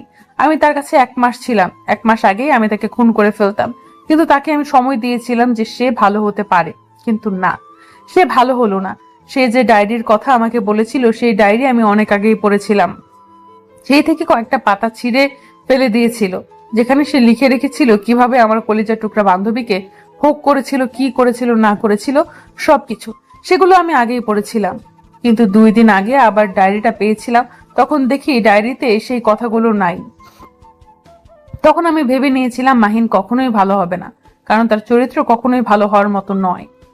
দেখো বোন আর দেখো ভাই, যদি প্রেম করতে হয় একটা ভালো মন দেখে প্রেম করো, কারোর সাথে বেইমানি করো না। আর ছ্যাঁকা খেয়ে তুমি তোমার মায়ের এই জীবনটা ত্যাগ করতে বাধ্য হবে এক মন ভালোবাসা। এ কেমন ভালোবাসা ভাইয়া? প্রেম করবা বা যেটাই করো না কেন, ভালোবাসাটাকে সব সময় পবিত্র রাখবা, তাহলে কখনোই তোমাদের জীবনে দুঃখ কষ্ট আসবে না। সব সময় একে অন্যকে সম্মান করে চলবে, সব সময় ভালোবাসার মজা উপভোগ করবে। সেই শারীরিক সম্পর্ক করে নয়। জানি না গল্পটা কেমন হয়েছে, ভালো করার চেষ্টা করেছি কিন্তু ততটা হয়তো ভালো করতে পারিনি। আসলে আমি অসুস্থ, যার কারণে আপনাদের মনের মতো করে তুলে ধরতে পারলাম না গল্পটা। তবু আপনাদের কাছে আপনাদের সাপোর্ট চাই। আশা করি আপনারা আমাকে সাপোর্ট করবেন, সুন্দর সুন্দর কমেন্ট করবেন এবং আমাকে ভালো ভালো গল্প লেখার অনুপ্রেরণা দেবেন আপনারা। সে কিনা একটা নিকৃষ্ট কাজ করলো। আপু, তুই এই কাজটা একদম ঠিক করিসনি। তুই আমার জীবনটা শেষ করে দিয়েছিস। তোর আমাকে কত অপমান করিস সেটা কোনো কিছু আমি মনে করি না, কিন্তু আমার সার্টিফিকেটগুলো কেন পুড়িয়ে দিয়েছিস? এই সার্টিফিকেটগুলো কি দোষ করেছিল? তিশা আপু কোনো কথা না বলেই চলে গেল। আমিও রুমে চলে আসলাম। রুমে এসে দেখি আখির ফোনে কথা বলছে, হয়তো হাসানের সাথে ফোনে কথা বলছে। আমি আর কিছু বললাম না, আমি চুপচাপ ওয়াশরুমে চলে গেলাম আর গোসল করে বের হলাম। তারপর খাবার টেবিলে গিয়ে দেখি মাত্র রান্না করেছে। আমি খাবার খেতে লাগলাম, খাবারটা বেলায় শেষ। তখনই কোথা থেকে আপু আসলো, আর আপু এসে খাবারটা ফেলে দিল আর আমাকে রাগী কণ্ঠে বলতে লাগলো, তোর কি কোনো লজ্জা শরম নেই? তুই এই বাড়ির খাবার খাচ্ছিস কেন? নিজে কাজ করে খা। আমি একটা ধর্ষকের জন্য খাবার রান্না করি নাই। আমি এ কথা শুনে বাইরে চলে আসলাম। বাইরে এসে কলেজের দিকে যাচ্ছি। তারপর কলেজে এসে স্যারের সাথে দেখা করলাম আর স্যারকে বললাম যে সার্টিফিকেটগুলো হারিয়ে গিয়েছে, এখন এগুলো কিভাবে তুলতে পারি। তখন স্যার আমাকে বলতে লাগলো, তুলতে পারবো কিন্তু 2000 টাকা লাগবে, কম্পিউটারের খরচ আছে, সাইন করাতে হবে। নতুন করে আমি রাজি হয়ে গেলাম আর তখন স্যারকে বললাম, স্যার আপনি আপনার টাকা দিয়ে এগুলো তুলে দিন, তারপর আমি আপনার কাছ থেকে টাকা দিয়ে এগুলো নিয়ে যাব। আমার এগুলো কালকের মধ্যে লাগবে। স্যারের সাথে আরো কিছু কথা বলে ফোনের দোকানে চলে আসলাম। আমি আমার হাতের ফোনটা বিক্রি করে দিলাম। 20,000 টাকার ফোন 5,000 টাকায় বিক্রি করলাম। দোকান চেনা চেনা ছিল, তাই কোনো সমস্যা হলো না। বাসায় চলে আসলাম। বাসায় এসে দেখি আখি এখনো ফোনে কথা বলছে। আমাকে দেখে আখি এপাশ থেকে বলতে লাগলো, হাসান, তুমি পার্কে এসে ওয়েট করো, আমি রেডি হয়ে 10 মিনিটের মধ্যে আসছি। আর টাকাটা নিয়ে এসেছি। মাকে বলেছিলাম টাকা লাগবে, তাই দিয়েছে। এই কথা শুনে হাসান কিছুটা খুশি হলো। তারপর কল কেটে দিলাম। আমি রেডি হতে লাগলাম। রেডি হচ্ছি আর শাহরিয়ার এদিকে তাকিয়ে দেখি বারান্দায় বসে আছে। ইচ্ছা হলো একটা ঝাড়ি দিয়ে আসি। আমি ওর কাছে এসে অনেক জোরে একটা থাপ্পড় মারলাম। শাহরিয়ার আমার দিকে জিজ্ঞাসার দৃষ্টিতে তাকিয়ে আছে। আমি বলতে লাগলাম, কিরে এখানে বসে আছিস কেন? আমার জন্য চা বানিয়ে আন, আমি এখন বাইরে বের হব। এই কথা শুনে শাহরিয়ার উঠে রান্নাঘরে যেতে লাগলো। ঠিক মতো হাঁটতে পারছে না। এদিকে আমি রেডি হতে লাগলাম। এদিকে আমি থাপ্পড় খেয়ে রান্নাঘরে চলে আসলাম। রান্না করে এসে দেখি তিশা আপু রান্না করে। আমি গিয়ে চা বসালাম আর তখন তিশা আপু আমাকে বলতে লাগলো, কি রে, তোর সাহস তো কম না? তুই আমার টাকায় চা বানিয়ে খাচ্ছিস। আমি তোকে আমার কোনো কিছুই দিব না। তোকে যে এখনো বাড়ি থেকে বের করে দিইনি, এটাই অনেক দর্শকের। আবার চা ঠিক মতো ভাত পাস না, আবার চা খেতে আসিস। তারপর আমি রুমে আসলাম। রুমে এসে আখিকে বললাম, তিশা আপুর কথা আমি শুনে কিছু বললো না। আমি শুয়ে পড়লাম। আখি আমার সামনে দিয়ে চলে গেল হাসানের সাথে দেখা করতে। আমি আখিকে ভালোবাসি না, এটা ঠিক, কিন্তু আমার বউ অন্য কারোর সাথে দেখা করতে যাচ্ছে, এটা কেমন যেন বুকের ভেতর মজুর দিয়েও উঠছে। এভাবে কখন যে ঘুমিয়ে গেলাম মনে নেই। যখন ঘুম ভাগলো তখন থেকে সন্ধ্যা হয়ে গেছে। আমি বের হয়ে দেখি আখি এখনো আসে নাই। কাউকে জিজ্ঞাসা করতে পারছি না, যদি আপুর অপমান করে। তবুও মায়ের রুমে গেলাম। মাকে গিয়ে জিজ্ঞেস করলাম, মা আখি দুপুরবেলা আমি বের হয়েছিল কিন্তু এখনো বাসায় ফেরেনি, আর কি কোথাও গেছে? তোমাকে কি বলে গেছে? আমি জানি না, আর তুই আমার সাথে কথা বলবি না। আর কোনোদিনও যদি আমার সাথে কথা বলিস তাহলে আমার মরা মুখ দেখবি, কথাটা মনে রাখিস। এই কথা শুনে আমি চোখ মুছতে মুছতে বাইরে চলে আসলাম। বাইরে এসে দোকানে গিয়ে চা খাচ্ছি। তেমন কোনো বন্ধু বান্ধব নেই যে মন খুলে কথা বলতে পারবো। যেগুলো ছিল সেগুলো বিভিন্ন জায়গায় চলে গেছে। এখন সময় দেখতে পেলাম বাবা বাসার দিকে যাচ্ছে। আমার দিকে একবার চেয়ে আর তাকালো না। আমিও চা খেয়ে বাসায় ফিরছি। বাসায় ফিরে দেখি বাবা চেঁচামেচি করছে। বুঝতে পারলাম আমাকে বকা দিচ্ছে। আমি চলে আসলাম রুমে। এসে পড়তে বসলাম, কিন্তু বাবা মাকে বকা দিয়ে যাচ্ছে। আমি শুধু সহ্য করছি। হ্যাঁ জানি এখানে আমি কোনো কথা বলছি না, আর বললেও কেউ বিশ্বাস করবে না। হ্যাঁ তাই কোনো কথা বলেও লাভ নেই। তারপর আমি আমার মতো করে পড়তে লাগলাম। বুঝতে পারলাম আখি হয়তো তাদের বাসায় চলে গেছে। একটা বার আমাকে জানানোর প্রয়োজন মনে করলো না। আর আমাকে জানাবেই বা কেন? আমি তার কে? এভাবে সময়টা পার হলো। রাতের খাবার খেতে খাবার টেবিলে আসলাম, এসে দেখি সবাই খাচ্ছে, আমিও চুপচাপ বসে পড়লাম, কিন্তু কেউ খাবার এগিয়ে দিচ্ছে না। আমি নিজে নিজেই খাবার নিলাম আর খাবার খাচ্ছি, কিন্তু আপু আবার সে অপমান করতে লাগলো। খাবার খাওয়ার সাথে সাথে অপমানগুলো সহ্য করলাম, কিছুই করার নেই। খাওয়াটা শেষ করে রুমে চলে আসলাম। রুমে এসে শুয়ে পড়লাম, আর শরীর ক্লান্ত থাকায় কখন যে ঘুমিয়ে গেলাম মনে নেই। সকালবেলা এমনিতেই ঘুমটা ভেঙে গেল, আর ঘড়ির দিকে তাকিয়ে দেখি সকাল 10:30 বাজে। আজকে আমি এতক্ষণ ঘুমালাম, তারপর উঠে ফ্রেশ হয়ে নিলাম, আর খাবার টেবিলে গিয়ে দেখি কোনো কিছু নেই। আমি আর কিছু বললাম না, আমি আমার মতো বাইরে চলে আসলাম। বাইরে এসে সোজা কলেজে চলে গেলাম। কলেজে এসে স্যারের সাথে কথা বললাম, আর স্যারকে 2000 টাকা দিলাম। উনি টাকা নিতে চাইলো না প্রথমে, কিন্তু আমি জোর করে টাকাটা দিলাম। তারপর সার্টিফিকেটগুলো নিয়ে কম্পিউটারের দোকানে আসলাম। দোকানে এসে আবেদন করলাম। পরীক্ষার বাকি আরো 5 দিন। একটা হোটেল থেকে নাস্তা করে নিলাম। তারপর আমি বাসায় চলে আসলাম। বাসায় আসতে দুপুর হয়ে গেল।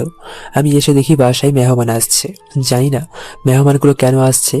একটু পর বুঝতে পারলাম তিশা আপুকে হয়তো দেখতে আসছে। তিশা আপু আগে থেকে একটা ছেলেকে পছন্দ করত, এটা আমি জানি। আমি সবাইকে সালাম দিয়ে রুমে চলে আসলাম। আমি আসাতে হয়তো বাবা মা তিশা আপুকেও খুশি হয়নি, আর একটু পরেই আসলে হয়তো ভালো হতো। আমি রুমে এসে ফ্রেশ হয়ে নিলাম, তারপর বই নিয়ে বিছানায় বসে পড়তে লাগলাম। এভাবে সময়টা পার হলো। কিছুক্ষণ পর ওরা চলে গেল। আমি খাবার টেবিলে আসলাম, আর তখন তিশা আপু আমাকে বলতে লাগলো, তোকে বাসায় এই সময় আসতে হলো, আর একটু পরে আসতে পারলি না? তোর মুখ দেখাও যে পাপ। এখন তো ঠিকই খেতে চলে আসছিস, এভাবে বেকার থেকে যে খাচ্ছিস লজ্জা করছে না? আসলে তোর কোনো কথা গায়ে লাগে না, গায়ে লাগলে এতক্ষণে কিছু একটা হয়ে যেত। আপু তুই আমাকে কি সব বলছিস? আমি কি তোর ভাই না? আমি কি তোর বিয়েতে থাকতে পারি না? তোকে আজকে দেখতে আসছে, আমাকে অন্তত বলতে পারতি। আমরা এখন তোকে আমাদের পরিবারের একজন মনে করি না। বাবা মা আমি তোকে ত্যায্য পুত্র করেছে, তবুও তো এখানেই আছিস শুধুমাত্র আখির কারণে। আপু তোকে আমি এখন আর কিছু বলবো না। আমারও একদিন সময় আসবে, সেদিন তোরা সবাই মিলে কান্না করবি আর পাগলের মতো আমাকে খুঁজবি, কিন্তু কোনো লাভ হবে না।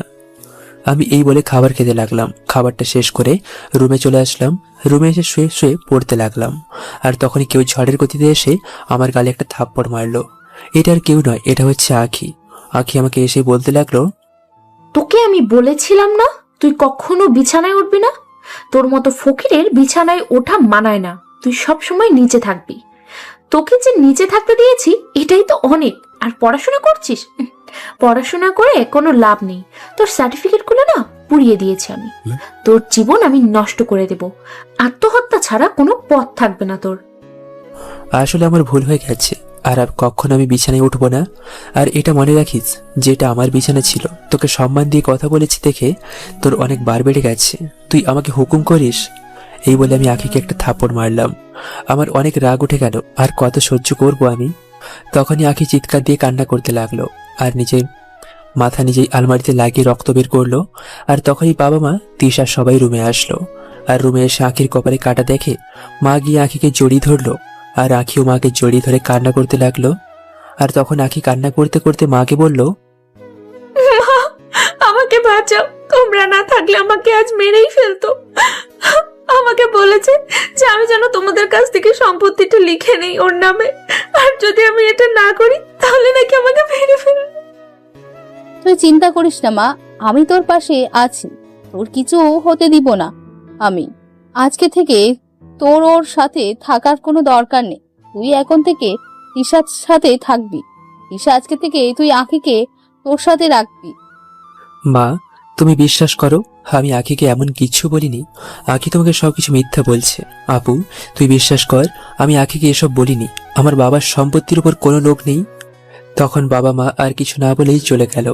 আখিকে নিয়ে আমি আরো খারাপ হয়ে গেলাম বাবা মায়ের কাছে। ধ্যাত, শুধু শুধু যে কেন আখির উপর রাগ দেখাতে গেলাম। এখন নিজের উপর নিজেরই রাগ হচ্ছে। তারপর আমি আবার পড়তে লাগলাম, যদিও পড়তে ইচ্ছে করছে না, কিন্তু সামনে পরীক্ষা, তাই পড়তে হবে। তারপর এভাবেই সময়টা পার হলো। প্রতিদিন সবাই কোনো না কোনো ভাবে আমাকে অপমান করত। আখি আমাকে আরো বেশি বাবা মার কাছে খারাপ বানাতে লাগলো। শুধু শুধু এসে নিজে থেকে ঝগড়া করতো। তারপর বাবা মাকে ডাক দিয়ে নিয়ে এসে আমাকে খারাপ বানাতো। আর এইভাবেই কেটে গেল 5 দিন। আজকে পরীক্ষা দিয়ে আসলাম, পরীক্ষাটা মোটামুটি ভালোই হলো, সবকিছু ভালোভাবেই করলাম। জানি না চাকরিটা হবে কিনা, কালকে চাকরি হলে জানানো হবে। আমি একটা বাটন ফোন কিনলাম, কারণ ফোনে মেসেজ আসবে, টাকাও প্রায় শেষ। বাটন ফোন কিনে দেখি পকেটে আর মাত্র 1200 টাকা রয়েছে। বিকেলবেলা বাসায় ফিরে দেখি বাসাটা সুন্দর করে সাজানো হচ্ছে। বুঝতে পারলাম না কেন সাজানো হচ্ছে। আমি ভেতরে গেলাম, ভেতরে গিয়ে দেখি অনেক মেহমান আসা শুরু করে দিয়েছে। তখন বুঝতে পারলাম আপুর বিয়ে ঠিক হয়ে গেছে। হঠাৎ আপুর সাথে আমার দেখা। আপু তার রুমের দিকে যাচ্ছিল, আর আমাকে দেখে আপু বলতে লাগলো, তুই আমার বিয়েতে কারোর সাথে কথা বলবি না, আমার সামনে আসবি না, আমি তোর মুখ দেখতে চাই না। আজকে আমার গায়ে হলুদ, আমি চাই না তুই সবার সামনে আয়, তোর মুখ আমি দেখতে চাই না কখনো। আপুর কথাটা শুনে কেন যেন মনে হচ্ছে কেউ আমার বুকের ভেতর তীর মেরেছে। তারপর আমি ওখানে চলে আসলাম, রুমে চলে এসে দরজা বন্ধ করে দিলাম। আর দরজা বন্ধ করে দেওয়ালের সাথে হেলান দিয়ে চোখ বন্ধ করে কান্না করতে লাগলাম। এটাই কি আমার সাথে হওয়ার ছিল? আমার সাথে কি অন্যায় করেছিলাম আমি যে আমার সঙ্গে এমনটা হলো? আমি বসে বসে কান্না করতে লাগলাম। আর এভাবেই সময়টা পার হলো। রাত 12টার দিকে কেউ যেন দরজা ধাক্কাতে লাগলো। আমি চোখ মুছে দরজা খুলে দিলাম, আর দেখলাম আঁখি দাঁড়িয়ে আছে। হঠাৎ আঁখি আমাকে জড়িয়ে ধরলো। আমি অবাক হলাম। তারপর মুখের কাছাকাছি গিয়ে দেখি আঁখি ড্রিঙ্কস করেছে। আমি কাউকে কিছু না বলে রুমে এনে শুইয়ে দিলাম।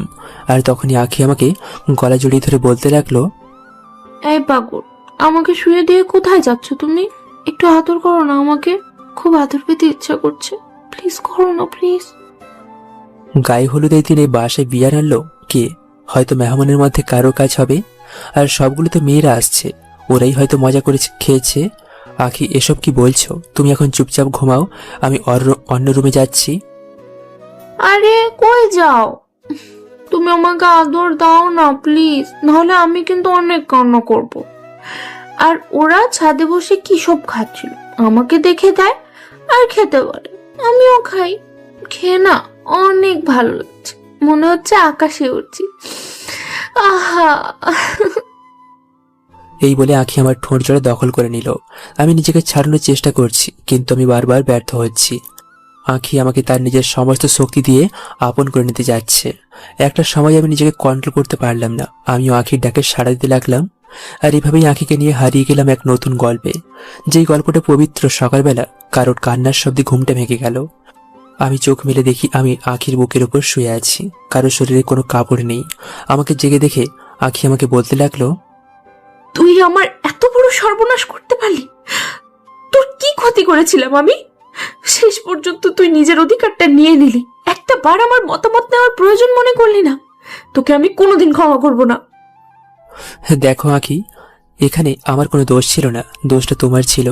তুমি এত রাতে ওই মেয়েগুলোর সাথে বিয়ার খেয়েছিলে, তারপর তুমি অন্য রুমে হয়ে যাও আর আমার উপর। আমি আর বললাম না, থেমে গেলাম। আর তখন আঁখি আমাকে বলতে লাগলো, এটা ঠিক যে আমি ওই মেয়েগুলোর সাথে বিয়ার খেয়েছিলাম, কিন্তু তাই বলে আমি মাতাল হয়ে যাব? তুই আমাকে এতটা খারাপ ভেবেছিস? তুই আমাকে কেন নষ্ট করলি? এই বলে আমি শাহরিয়ারকে একটা থাপ্পড় মারলাম। আঁখি আমাকে থাপ্পড় মারলো। আমি চাদরটা পেঁচিয়ে ওর ওপর থেকে নেমে গেলাম, আর ও নিজেকে সামলিয়ে কান্না করতে লাগলো। আমার অনেক রাগ হতে লাগলো, সে নিজে থেকেই আমাকে এসব করলো আর এখন আমাকে থাপ্পড় মারলো। তখন আমি রাগী কণ্ঠে বলতে লাগলাম, তুমি আমাকে অনেক খারাপ বানিয়েছিলে আমার পরিবারের কাছে, এখন আমি খারাপ আছি। আমাকে তুমি বলেছিলে আমি নাকি তোমাকে বিয়ের আগে ধর্ষণ করেছি, আর এখন আমাদের বিয়ে হয়েছে। বিয়ের পর শারীরিক সম্পর্ক, এটা হালাল। আর এটা যদি সত্যি হয় তাহলে আমি যেটা করেছি এটা আমার অধিকার, এটা আমাদের হালাল সম্পর্ক হয়েছে। আর ভুলটা ছিল তোমার। আমি তোমাকে এখন সম্মান দিয়ে কথা বলছি বলে ভেবো না যে আমার কোনো রাগ নেই। আমিও তোমার উপর রাগ দেখাতে পারতাম, কিন্তু দেখাইনি। কেন জানো? কারণ হাজার হোক তুমি আমার স্ত্রী। এই বলেই আমি ওয়াশরুমে চলে আসলাম। ওয়াশরুমে এসে গোসল করে বের হলাম, তারপর রেডি হয়ে নিলাম। আজকে আপুকে তুলে নিতে আসবে, আর তখনই মনে হলো আপুর সেই অপমান করে কথা বলাটা কারোর সামনে না যেতে। এদিকে আখিরে দেখতে পেলাম ওয়াশরুমে গিয়ে গোসল করে নিল, তারপর রেডি হয়ে নিজের মতো করে মন খারাপ করে নিচে চলে গেল। নিজেকে সবার সাথে বেশ ভালোভাবেই কথা বলতে লাগলো। আমি বিছানায় শুয়ে শুয়ে আমি ভাবতে লাগলাম আজ কতদিন আনন্দ করতাম আপুর বিয়েতে। বন্ধু বান্ধব নিয়ে কত আনন্দ ফুর্তি করতাম, আর এখন নিজের রুমে দরজা বন্ধ করে বসে থাকতে হচ্ছে। চাইলেও নিজের বোনটাকে দেখতে পাচ্ছি না, কারণ আমি একজন ধর্ষক। এত বড় মিথ্যা অপবাদ আমার উপর কখনো আসবে এটা আমি কখনোই কল্পনা করিনি। আত্মহত্যা যদি এই মহাপাপ না হতো, তাহলে এই পৃথিবী থেকে অনেকেই জিন্দা লাশ হয়ে বেঁচে থাকতে হতো না। তখনই ফোনে একটা মেসেজ আসলো। আমি এই মেসেজটা ওপেন করে দেখি আমার চাকরিটা হয়ে গেছে। আমি ভীষণ খুশি। সন্ধ্যা 6টায় আমাদের এই জায়গায় থাকতে হবে। আমার কষ্টের দিন শেষ হয়েছে। আমি এখন প্রতিটা অপমানের জবাব দিতে পারবো। নিজেকে এমন জায়গায় নিয়ে যাব যে সবাই আমাকে খুঁজে। আমি আখির জন্য একটা চিরকুট লিখলাম। আখি, তুমি যখন আমার এই চিরকুটটা পড়বে, তখন আমি হয়তো এখানে আর থাকবো না। আমি তোমাকে বিয়ের আগে ভালোবাসতাম না, কিন্তু মনের ভেতর একটা ফিলিংস কাজ করতো। আমি কখনো আশা করিনি তুমি আমার সাথে এরকমটা করবে। হাসান ছেলেটা আমি ভালো নয়, ওর সাথে কোনো যোগাযোগ করবে না। আমার কথা বিশ্বাস না হলে আর আলমারিতে সমস্ত প্রমাণ রাখা আছে, সবাই পেলে দেখে নিও। বিয়ের পর চেয়েছিলাম তোমাকে নিয়ে ভালো থাকতে। বাবা মা হয়তো আমাকে একদিন ক্ষমা করে দেবে, কিন্তু কখনো ভাবিনি যে তোমাকে খারাপ বানিয়ে আমি বাবা মার কাছে ভালো হব। কারণ এটা কতটা কষ্টে সেটা একমাত্র আমি জানি। আমি বুঝতে পেরেছি আমি কখনো তোমাকে কষ্ট দিতে চাইনি। তাই তো তুমি যখন আমার সাথে খারাপ ব্যবহার করতে, তখন আমি সব মুখ বুজে সহ্য করতাম। যদিও তোমাকে ভালো না বাসতাম, তাহলে কখনোই এসব সহ্য করতাম না। ভালো থেকো। আর রাতে যা হয়েছে তার জন্য আমি মন থেকে ক্ষমা চাইছি। যদি পারো ক্ষমা করে দিও। তারপর আমি লুকিয়ে বাসা থেকে বের হলাম। সবাই বিয়ে নিয়ে ব্যস্ত আছে। রাস্তা দিয়ে হেঁটে যাচ্ছি, সন্ধ্যা হয়েও আসছে। আমি ঠিকানা মতো চলে আসলাম, আর দেখে এখানে আমার মতো অনেকে আছে। আমি তাদের সাথে কথা বলতে লাগলাম। সবাই আমারই বয়সী। এখনই একটা স্যার আসলো, আর স্যার এসে বলল আমাদেরকে এখন ট্রেনিংয়ে পাঠানো হবে। আমাদেরকে এখন এমন বাসে উঠতে বলল, আমরা যে যার মতো মেসেজ দেখে ওখান থেকে একটা ফাইল নিয়ে বাসে উঠে পড়লাম। তারপর আরেকজন স্যার এসে সবার ফাইলগুলো চেক করতে লাগলো। আমাদেরকে এখন ট্রেনিংয়ে পাঠানো হবে, আর ট্রেনিংয়ের যে ভালো করতে পারবে তার জন্য আমি ভালো কিছু অপেক্ষা করছি। বরপক্ষরা তিশা আপুকে নিয়ে চলে গেল। সারাদিন কাজ করায় ক্লান্ত হয়ে রুমে আসলাম। রুমে এসে দেখি কিছুটা ফাঁকা ফাঁকা লাগছে, আর ভালো করে খেয়াল করলাম শাহরিয়ারের কিছু জিনিসপত্র নেই। হঠাৎ আমার চোখ পড়ল টেবিলের দিকে, একটা চিরকুট রাখা। আমি কৌতূহলবশত চিরকুটটা হাতে নিলাম আর চিরকুট পড়তে লাগলাম। কেমন জানি আমার কোনো কথা বের হচ্ছে না। তারপর আমি আলমারি খুলে দেখতে লাগলাম। দেখলাম অনেকগুলো ছবি হাসানের সাথে ভিন্ন ভিন্ন মেয়েদের। ছবিগুলো কিছুটা অশ্লীল। এটা দেখে বুঝতে বাকি রইল না হাসান কি চায় আমার কাছ থেকে। তার মানে আমি এতদিন হাসানের কথাই সবকিছু করেছি। হাসান আমাকে ব্যবহার করতে চেয়েছে। আমি কি শাহরিয়ার সাথে অনেক বাজে বিহেভ করে ফেলেছি? ও কি আমাকে কখনো ক্ষমা করবে? হয়তো করবে না। ওর বাবা মার কাছে খারাপ বানিয়েছি। না, আমার কোনো কিছু মাথায় আসছে না। কি করব আমি এখন? শাহরিয়ার কোথায় গেছে? এভাবে আমি বেশ কিছুদিন সময় পার হতে লাগলো। তিশা আপু তার হাজবেন্ডকে নিয়ে আমাদের বাসায় বেড়াতে আসলো। ওনার হাজবেন্ড শাহরিয়ারকে অনেক আগে থেকেই চিনত, তাই খাবার টেবিলে হঠাৎ করে জিজ্ঞেস করলো শাহরিয়ারের কথা। তখন সবার মুখটা কেমন যেন কালো হয়ে যায়। তিশা আপু কথা এড়ানোর জন্য বলল, আসলে বেড়াতে গিয়েছে তো, সেই জন্য বিয়েতেও থাকতে পারেনি। ওর বন্ধুদের সাথে কক্সবাজার গিয়েছে। অনেক বলেছিলাম, কিন্তু ও বলল আসতে পারবে না। তাই তখন ও বলল, এটা কি কোনো কথা? বোনের বিয়েতে ভাই থাকবে না? আমাকে তুমি কি বোঝাতে চাচ্ছ? আমি শাহরিয়ার সাথে দেখা করতে চাই। ও কোথায় আছে আমাকে বলো, আমি নিজে গিয়ে ওর সাথে দেখা করব। আমি একটু খুব ভালো করেই চিনি, ও খুব নীরব প্রকৃতির একটা ছেলে। আরে সত্যি বলছি, এখানে কোনো মিথ্যে বলছি না। ও কক্সবাজার গিয়েছে বন্ধুদের সাথে। আমি আর মা অনেক বলেছি, কিন্তু আসেনি। তুমি বিশ্বাস করো। না, তিশা যা বলছে তা কি ঠিক? আপনি অন্তত আমার কাছে কিছু লুকাবেন না। কি হয়েছে? আপনি তো আমাকে অনেক আগে থেকেই চিনেন, তাহলে বলতে সমস্যা কি? আর রাখি, তুমি তো আগে সালোয়ার কামিজ পরতে, এখন শাড়ি পরে আছো যে? না মানে এমনি মাঝে মাঝে শাড়ি পরতে ভালো লাগে। আর আপনি আসলেন না, আপনার সাথে কথা বলতে হবে না, সেই জন্যই আর কি শাড়ি পরলাম। তোমরা কি কোনো কিছু আমার কাছ থেকে লুকাচ্ছ? প্লিজ আমার কাছ থেকে লুকাও না। সত্যি একদিন না একদিন বের হয়ে আসবে, ঠিক আছে? সবাই খাবার খাও। এভাবে দেখতে দেখতে বেশ অনেক দিন কেটে গেল। মাঝে মাঝে তিশাকে নিয়ে বাসায় ঘুরতে যাই। 3 মাস পর একদিন অফিসে বসে কাজ করছি, আর তখনই আমার ফোনে একটা কল আসলো। আমি ফোনটা হাতে নিয়ে দেখি তিশা কল দিয়েছে।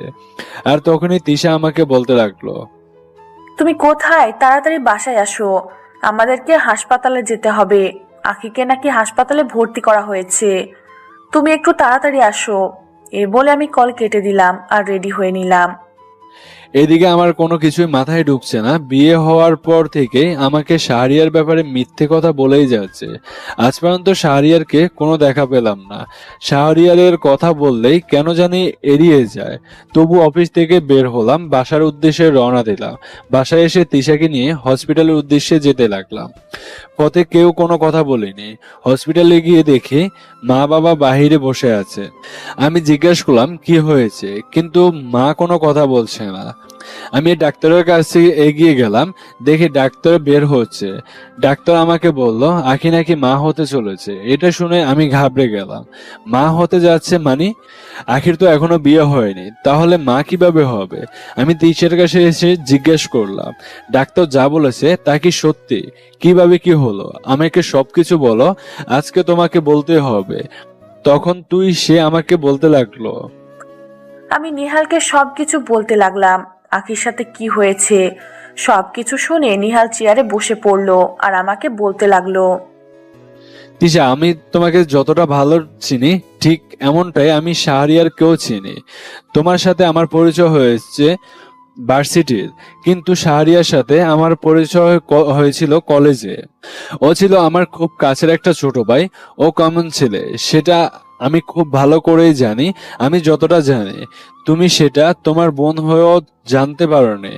শাহরিয়ার আখিকে ইচ্ছের বিরুদ্ধে দর্শন করেছে, এটা আমাকে বিশ্বাস করতে হবে। তুমি ভাবলে কি করে? হয়তো তুমি এখন বলবে যে শাহরিয়ার তোমার ভাই, আমি কেন এসব বলছি? এটা নিশ্চয়ই একটা কারণ আছে। আজকে তোমাদের একটা ঘটনা বলি। আমার চাচাতো বোন একদিন স্কুল থেকে বাসায় ফিরছিল। আমি বন্ধুদের সাথে আড্ডা দিয়েছিলাম, তখন শাহরিয়ার ওই পথেই যাচ্ছিল, সাথে তার বন্ধুরাও ছিল। তার বন্ধুরা মেয়েটিকে ইপটিজিং করাতে শাহরিয়ার তখন তার বন্ধুদের মারতে লাগলো। আমি সেটা দূর থেকে তাকিয়ে তাকিয়ে দেখছি, আর দেখতে পেলাম শাহরিয়ার আমার বোনের ব্যাগটা রাস্তা থেকে তুলে হাতে দিল, তারপর চলে আসলো। এরকম আরো অনেক ঘটনা আমার জানা আছে। আমি জাস্ট তোমার কাছে এইটা বলছি। আমি এটা বিশ্বাস করি না। আখিকে ডাকো, আখি নিশ্চয়ই সবকিছুই জানে। তোমরা যেহেতু আমার কাছে কিছু বলতে চাচ্ছ না, তার মানে এতদিন শাহরিয়ার সাথে অনেক খারাপ ব্যবহার করছো, তাই না? তুমি কেন বুঝতে পারছো না? শাহরিয়ার একজন ধর্ষক, তো তার সাথে আমরা ভালো ব্যবহার করব এটা তুমি কিভাবে চিন্তা করতে পারো? আর তোমার এসব নিয়ে মাথা ঘামানোর কোনো দরকার নেই। চলো বাসায় চলো। আখির পেটে সন্তানটা শাহরিয়ারের, এটা তো সত্যি। আখির পেটে সন্তান, সে হারে হারে, এটা আমি বুঝতে পারছি। ডাক্তারও তাই বলছে। ডিএনএ টেস্ট করে কিন্তু আমরা জানতে হবে শাহরিয়ার কি আখিকে দর্শন করেছিল নাকি এর মধ্যে কোনো কাহিনী আছে। এটা আমি আজ না হয় কাল ঠিকই জানতে পারবো, কারণ সত্য কোনোদিন চাপা থাকে না। এদিকে আমি ট্রেনিংয়ে আছি। দেখতে দেখতে পার হয়ে গেল 2টা বছর। এই 2টা বছর পরিবারের সাথে যোগাযোগ করিনি, যোগাযোগ করার প্রয়োজন মনে হয়নি। যারা আমাকে চায় না তাদেরকে আমি শুধু শুধু কেন বিরক্ত করব। এখন আমি সেনাবাহিনীর মেজর পদে আছি, পড়াশোনাও শেষ আছে, নিজের শহরে ফিরছি। এই শহরে আসার কারণ অন্যটা একটা অপারেশন আছে, সেই জন্য আগের মতো দেখতে আর এখন খেত নাই। আর একটা উন্নতি হয়েছে আমার। আমি এসে অফিসে চলে আসলাম। অফিসে এসে বসে ফাইলগুলো দেখতে লাগলাম। হঠাৎ একটা লোকের ছবি দেখে আঁতকে উঠলাম, কারণ ছবিটার কারণ নয়, ছবিটা হলো হাসানের সন্ত্রাসী। ওর নামে বিভিন্ন থানায় মামলা করা হয়েছে, কিন্তু পুলিশ তার কোনো ব্যবস্থা করতে পারছে না। তাই বাধ্য হয়ে সেনাবাহিনীকে দায়িত্ব দেওয়া হয়েছে, আর সেই দায়িত্বটাই আমার উপরে এসে পড়েছে। আমি গাড়ি দিয়ে হাসানের ঠিকানায় যাচ্ছি, শরীরে সেনাবাহিনীর পোশাক। আর তখন হঠাৎ করে রাস্তার একপাশে দেখতে লাগলাম আখির মতো কাউকে, একটা বাচ্চা সাথে, মাও আছে নাকি, দেখে অনেক ভালো লাগলো। আমি গাড়িটা সাইড করতে বললাম, আর তাদের রাস্তা পার হওয়ার দিকে তাকিয়ে রইলাম। ওরা আমার সামনে দিয়ে রাস্তা পার হচ্ছে, কিন্তু কথা বলতে গিয়েও কথা বলতে পারছি না। কেন জানি মনের মধ্যে একটা ভয় কাজ করছে। আখির কোলে আমি পিচ্ছি বাচ্চাটার দিকে তাকিয়ে দেখি বাচ্চাটা দেখতে অনেকটা কিউট। ইচ্ছে করছে এক্ষুনি কোলে নেওয়ার জন্য।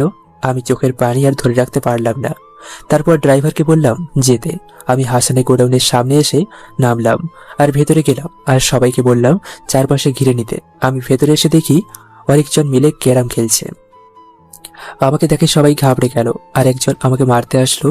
আমি ওদের সবাইকে মারতে লাগলাম আর যখনই ভেতর থেকে কেউ বেরিয়ে আসলো আরো দেখি এটার কেউ নয়, এটা হাসান। হাসান আমাকে এসে বলতে লাগলো, কিরে তুই এখন সেনাবাহিনীতে আছিস?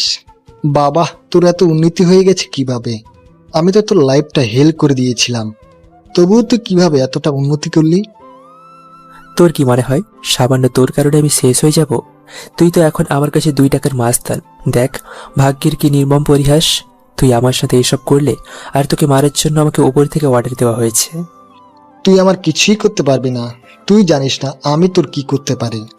একটা ফোন দিলে পুরো শহরের পোলাপান চলে আসবে। তোদের মতো সেনাবাহিনী আমার কিছুই করতে পারবি না। তোর কি মনের মধ্যে একটু ভয় কাজ করছে না? তুই একজন ওই সেনাবাহিনীর অফিসারের সামনে এসে কথাগুলো বলছিস, আর এটা খুব ভালো করেই জানিস আমরা কাউকে ছেড়ে কথা বলি না। আর কি বললি পুরো শহরের পোলাপান চলে আসবে? নিয়ে আয়, ফোন দে। আমি এখানে একাই আছি। সরকার আমাকে ট্রেনিং দিয়ে সবকিছু দিয়ে তৈরি করেছে শুধুমাত্র তোদের মতো খারাপ লোকদের দুনিয়া থেকে বিদায় করার জন্য, যেন তোদের কারণে সাধারণ মানুষের কোনো ক্ষতি না হয়। দেখ, আমাদের মাঝে যা হয়েছে তা সব কিছুই ভুলে যা। তোর কত টাকা চাই আমাকে বল, আমি তোকে অনেক টাকা দিব। যা কখনো তুই চাকরি করে কামাতে পারবি না, সারা জীবন বসে বসে খেতে পারবি, আমার কোনো ক্ষতি করিস না। তোর জন্য আমি আমার পরিবার ছেড়েছি রে। তোর জন্য আমি আমার বাবা মার কাছে খারাপ হয়েছি। তোর জন্য আখি আমার সাথে এসব করেছে। তোকে কি করে ক্ষমা করি বল? তোকে যদি আমি এখন ক্রস ফায়ার করে মেরে ফেলি তবু আমার কোনো জবাবদিহি করতে হবে না, আর আমি সেটাই করব। আমি তোকে এখন মেরে ফেলবো। তোর জন্য আমি অনেক কষ্ট সহ্য করেছি।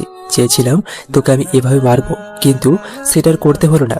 আমাকে দায়িত্ব দেওয়া হলো, আর এখন আমি আইনের মাধ্যমেই তোকে আমি মারবো। এই বলে আমি হাসানকে মারতে লাগলাম, আর হাসানও আমাকে মারতে আসলো, কিন্তু আমার সাথে পারলো না। তারপর আমি গুলি করে দিলাম। একের পর এক হাসানের বুকের গুলি করে যাচ্ছি। হাসান কাটা মুরগির মতো ছটফট করতে করতে মারা গেল। তারপর আমি সিয়ামকে ডাক দিয়ে বললাম লাশটা ক্যাম্পে পাঠিয়ে দিচ্ছি আর সবাইকে অ্যারেস্ট করে নিতে। এই বলে আমি গাড়িতে চলে আসলাম, আর তখনই দেখতে পেলাম নেহাল ভাই এদিকে যাচ্ছে। গাড়ির দরজা খোলা, তাই দেখাই যাচ্ছে। বিকালবেলা অফিস শেষ করে বাসায় ফিরছিলাম। আজকে গাড়িটা নষ্ট হয়ে গেছে, তাই বাধ্য হয়ে রিক্সায় করে ফিরছিলাম। হঠাৎ সেনাবাহিনীর গাড়ির সামনে দেখতে পেলাম শাহরিয়ার মতো কেউকে দেখায়। আমি এই রিক্সা মামাকে থামাতে বলে তারপর ভালো করেই দেখি, হ্যাঁ এটাই শাহরিয়ার। আমি রিক্সা থেকে নেমে দৌড়ে শাহরিয়ার কাছে গেলাম আর গিয়ে শক্ত করে জড়িয়ে ধরতে লাগলাম। কোথায় ছিলি ভাই? আমি তোকে কত জায়গায় খুঁজেছি কিন্তু কোথাও খুঁজে পাইনি। কেমন আছিস? এই তো ভাইয়া, ভালোই আছি। তা অফিস থেকে ফিরলেন নাকি? আপু কেমন আছে? বাসার সবাই ভালো আছে তো? তুই এখন আমার সাথে যাবি, আমার সাথে কোনো কথা বলবি না।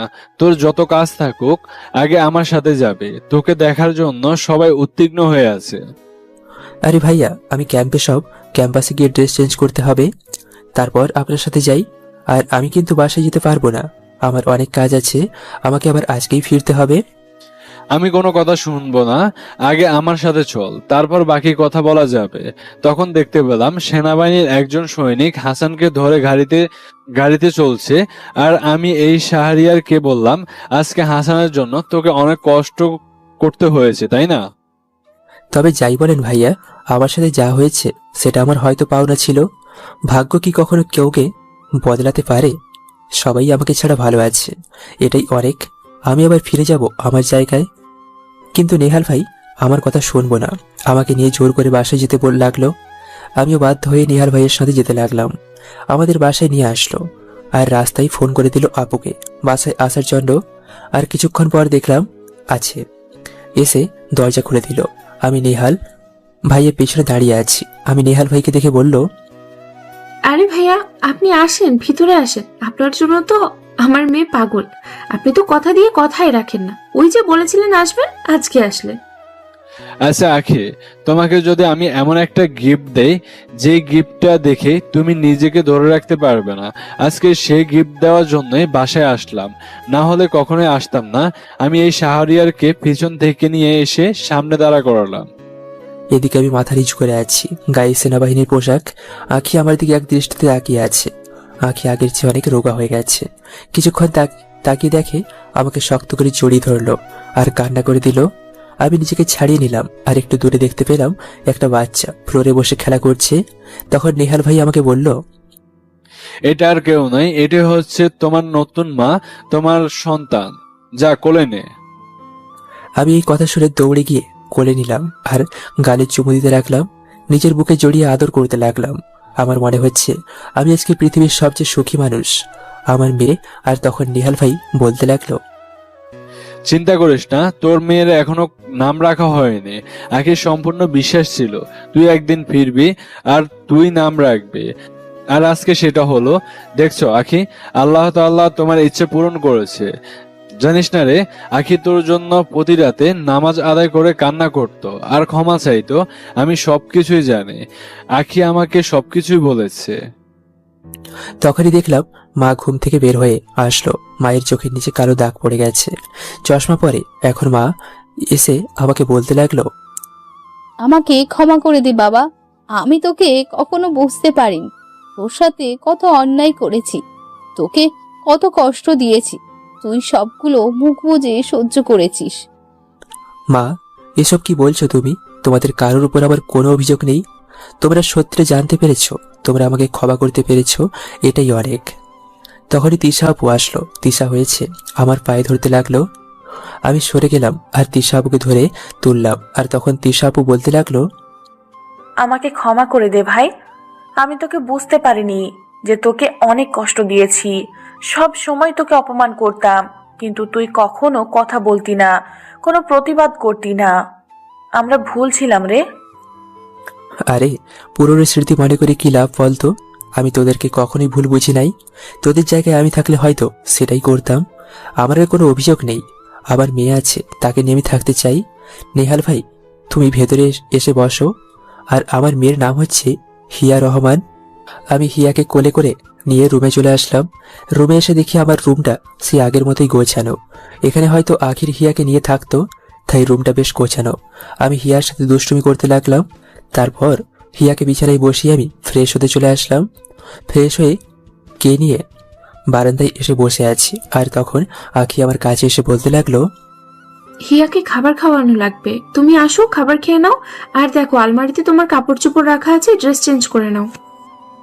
আমি কোনো কথা বললাম না, হিয়াকে আখির করে দিয়ে দিলাম। আর তখন আখির চোখের দিকে তাকিয়ে দেখি সে নীরবে কান্না করছে। আমি আলমারি থেকে টি শার্ট আর প্যান্ট নিয়ে ওয়াশরুমে চলে আসলাম। তারপর চেঞ্জ করে রুমে আসলাম। আর রুমে এসে দেখি আখি হিয়াকে খাইয়ে দিচ্ছে। হিয়া আমার দিকে তাকিয়ে আছে। আমি গিয়ে কোলে তুলে নিলাম আর দুষ্টুমি করতে লাগলাম। আর এভাবে সময়টা পার হলো। আখি হিয়াকে আমার কাছে দিয়ে চলে গেল। আমি হিয়াকে নিয়ে বারান্দায় বসে রইলাম। আর তখনই আমার ফোনে কল আসলো। আমি ফোনটা হাতে নিয়ে দেখি স্যার কল দিয়েছে। আমি স্যারের সাথে বেশ কিছু সময় কথা বললাম। তারপর দেখি সন্ধ্যা হয়ে গেছে। আমি রুমে এসে শুয়ে পড়লাম। হিয়াকে আমার বুকে শুয়ে ঘুম পাড়িয়ে দিলাম। আর এভাবে আমিও যে কখন ঘুমিয়ে গেলাম মনে নেই।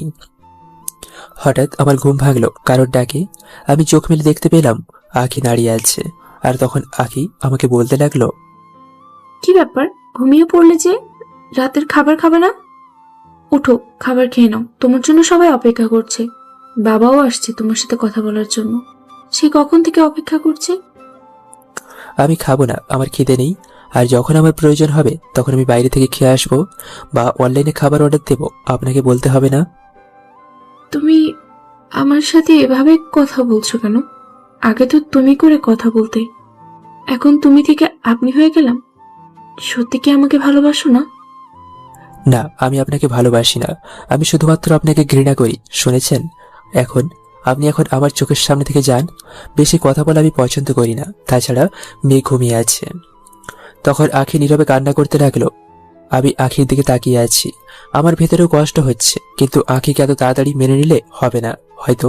হয়তো সে আমার জন্য অনেক কষ্ট করেছে, আরো কিছুদিন কষ্ট দেব। তারপর আমি হিয়াকে পাশে ছুঁয়ে দিয়ে উঠলাম আর উঠে খাবার টেবিলে আসলাম। এসে দেখি বাবা বসে আছে আর আমাকে দেখেই দাঁড়িয়ে গেল। আর আমিও বাবার সঙ্গে কথা বলতে লাগলাম। আর এভাবেই কথা বলে আমি রুমে চলে আসলাম। বাবা, মা, তিশা সবাই খাবার খাওয়ার জন্য অনেক দেখেছে, কিন্তু আমি কোনো কথা না বলে রুমে চলে আসি। রুমে এসে বিছানায় শুয়ে পড়লাম আর মেয়েকে জড়িয়ে ধরলাম। একটু পর আঁখি আসলো। আঁখি আমার কাছে এসে বলতে লাগলো, তুমি হিয়াকে নিয়ে এখানে শুয়ে পড়ো, আমি সোফায় গিয়ে শুয়ে পড়ছি। আর প্লিজ খাবারটা খেয়ে নাও। আমি জানি তোমার অনেক খিদে পেয়েছে, এখনো তো কিছু খাওনি। আমি কি করব সেটা আমার ব্যাপার, আপনাকে আমার বলে দিতে হবে না। আমি আমার নিজেরটা খুব ভালোই বুঝতে পারি। আপনি কোথায় থাকবেন আর না থাকবেন এটা আমার কাছে বলার কিছু নেই। আমি ওর কথাটা শুনে কান্নায় ভেঙে পড়লাম। কেমন যেন ভিতরটা ফেটে যাচ্ছে। আসলে প্রিয় মানুষের কাছ থেকে এরকম কথা শুনে কতটা যে কষ্টের, সেটা আমি এখন উপলব্ধি করতে পারছি। আমি তো এর চেয়েও বেশি শাহরিয়ারকে কষ্ট দিয়েছি। শাহরিয়ার তো কখনো আমাকে কিছু বলেনি। আমি বালিশ নিয়ে নিচে শুয়ে পড়লাম, নিচে শুয়ে কান্না করছি। আর একটা বিষয় দেখে খুব ভালো লাগছে যে শাহরিয়ার মেয়েটাকে তো অনেক আপন করে নিয়েছে। আমি জানি একদিন আমাকেও মেনে নেবে। আমি এসব ভাবতে ভাবতে কখন যে ঘুমিয়ে গেলাম মনে নেই। মাঝরাতে ঘুমটা ভেঙে গেল। আমি উঠে উঁচু করে তাহাজ্জুদের নামাজ আদায় করে নিলাম। তারপর শাহরিয়ারের পা জড়িয়ে ধরে ওর পায়ের কাছে মাথা দিয়ে শুয়ে পড়লাম। কতটা কষ্ট দিয়েছি আমি মানুষটাকে। আমি জানি শাহরিয়ার আমাকে অনেক ভালোবাসে, কিন্তু কখনো সে বলবে না। এদিকে আমি ঘুমিয়ে আছি আর মাঝরাতে হঠাৎ ঘুমটা ভেঙে গেল।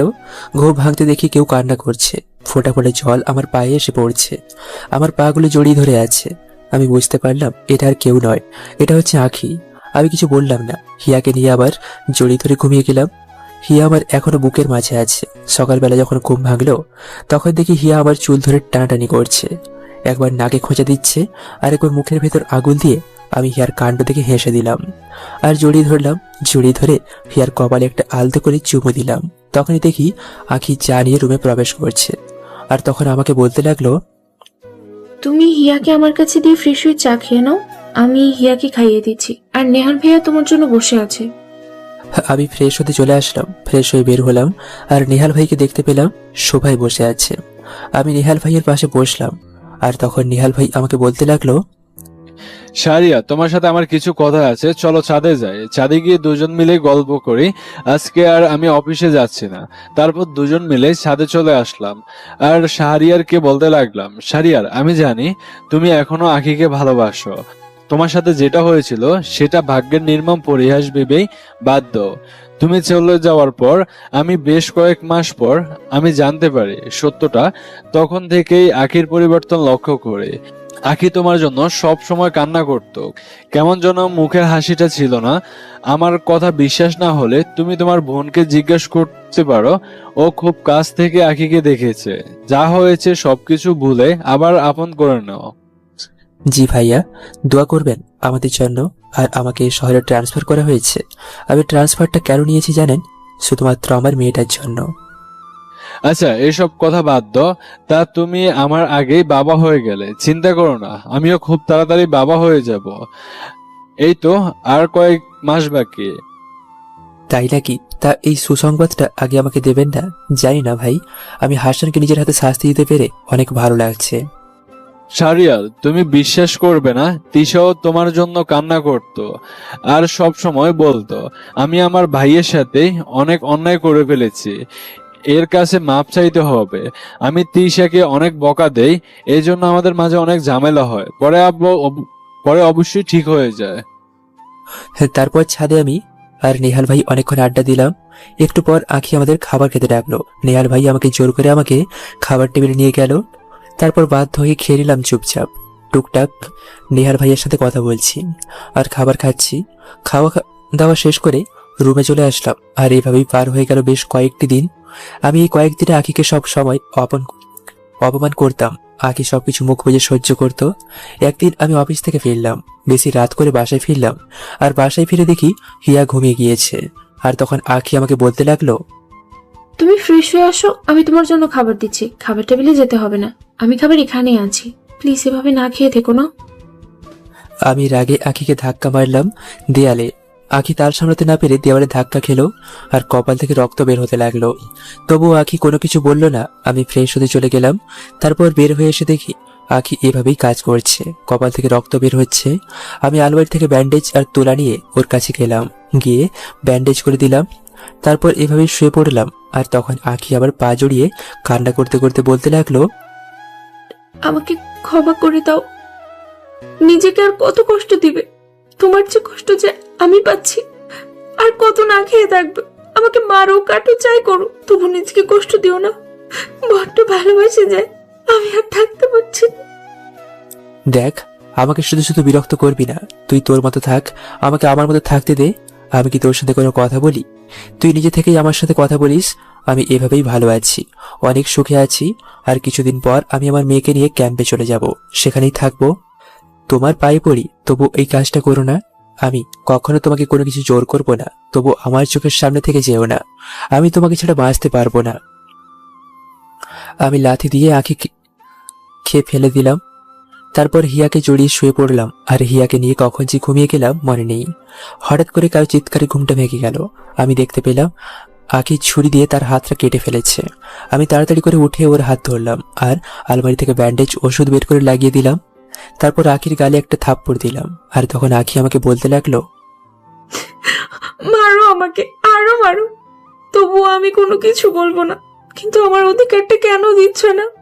আমি যে ভিতরে ভিতরে অনেক কষ্ট পাচ্ছি, সেটা কি তুমি বুঝতে পারছো না? তোমার পায়ের নিচে থাকতেই আমার ভালো লাগে। কথা দিচ্ছি আর কখনো তোমাকে কষ্ট পেতে দিব না। সারাটা জীবন তোমাকে ভালোবাসবো। একটা সুযোগ দাও। আমি আঁখিকে শক্ত করে জড়িয়ে ধরলাম আর আঁখিও আমাকে শক্ত করে জড়িয়ে ধরলো। আঁখি আমার বুকে এসে কান্না করতে লাগলো। আঁখি কান্না করতে করতে চোখ লাল করে ফেলেছে। আমি আঁখিকে কোলে করে নিয়ে বিছানায় শুয়ে দিলাম আর আঁখি আমাকে তার উপর শক্ত করে জড়িয়ে ধরে আছে। আর তখন আঁখি কোনো কিছু কথা না বলে আমার ঠোঁট জোড়া দখল করে নিল। প্রায় 10 মিনিট পর ছেড়ে দিল। আমি হাঁপাচ্ছি। আর তখন আঁখি আমার চুল ধরে তার ঘাড়ে আমার মুখ নিয়ে গেল আর আমাকে বলতে লাগলো, অনেক ভালোবাসি তোমাকে, নিজের চেয়েও বেশি ভালোবাসি। আমাকে কখনো ছেড়ে যেও না, তাহলে আমি হয়তো বেঁচে থাকতে পারবো না। আত্মহত্যা ছাড়া আমার আর কোনো পথ থাকবে না। আর কখনো তোমাকে কষ্ট দেব না, সবাই তোমাকে আমার বুকের মাঝে আঁকড়ে রাখবো। আমিও ভীষণ ভালোবাসি তোমাকে। আমাকে এতদিন অনেক কষ্ট দিয়েছেন, তাই আপনাকে এখন আমি যা বলবো তাই করতে হবে। আজকে আমাকে জড়িয়ে ধরে ঘুমাতে হবে। নিজের মেয়েকে পেয়ে আমাকে ভুলে গেছো, তাই না? তাই আমি তো আরো ভেবেছিলাম আজকে রাতে মন মতো আদর করব, কিন্তু সেটা তো তুমি হতে দেবে না। তাই আর কি করা, চুপচাপ ঘুমানো লাগবে। আজকে চাইলেও আদর করা যাবে না, সমস্যা আছে। কালকে আদর করতে পারবেন। আর হিয়ার জন্য আরেকটা ভাই আনতে হবে, বুঝলেন?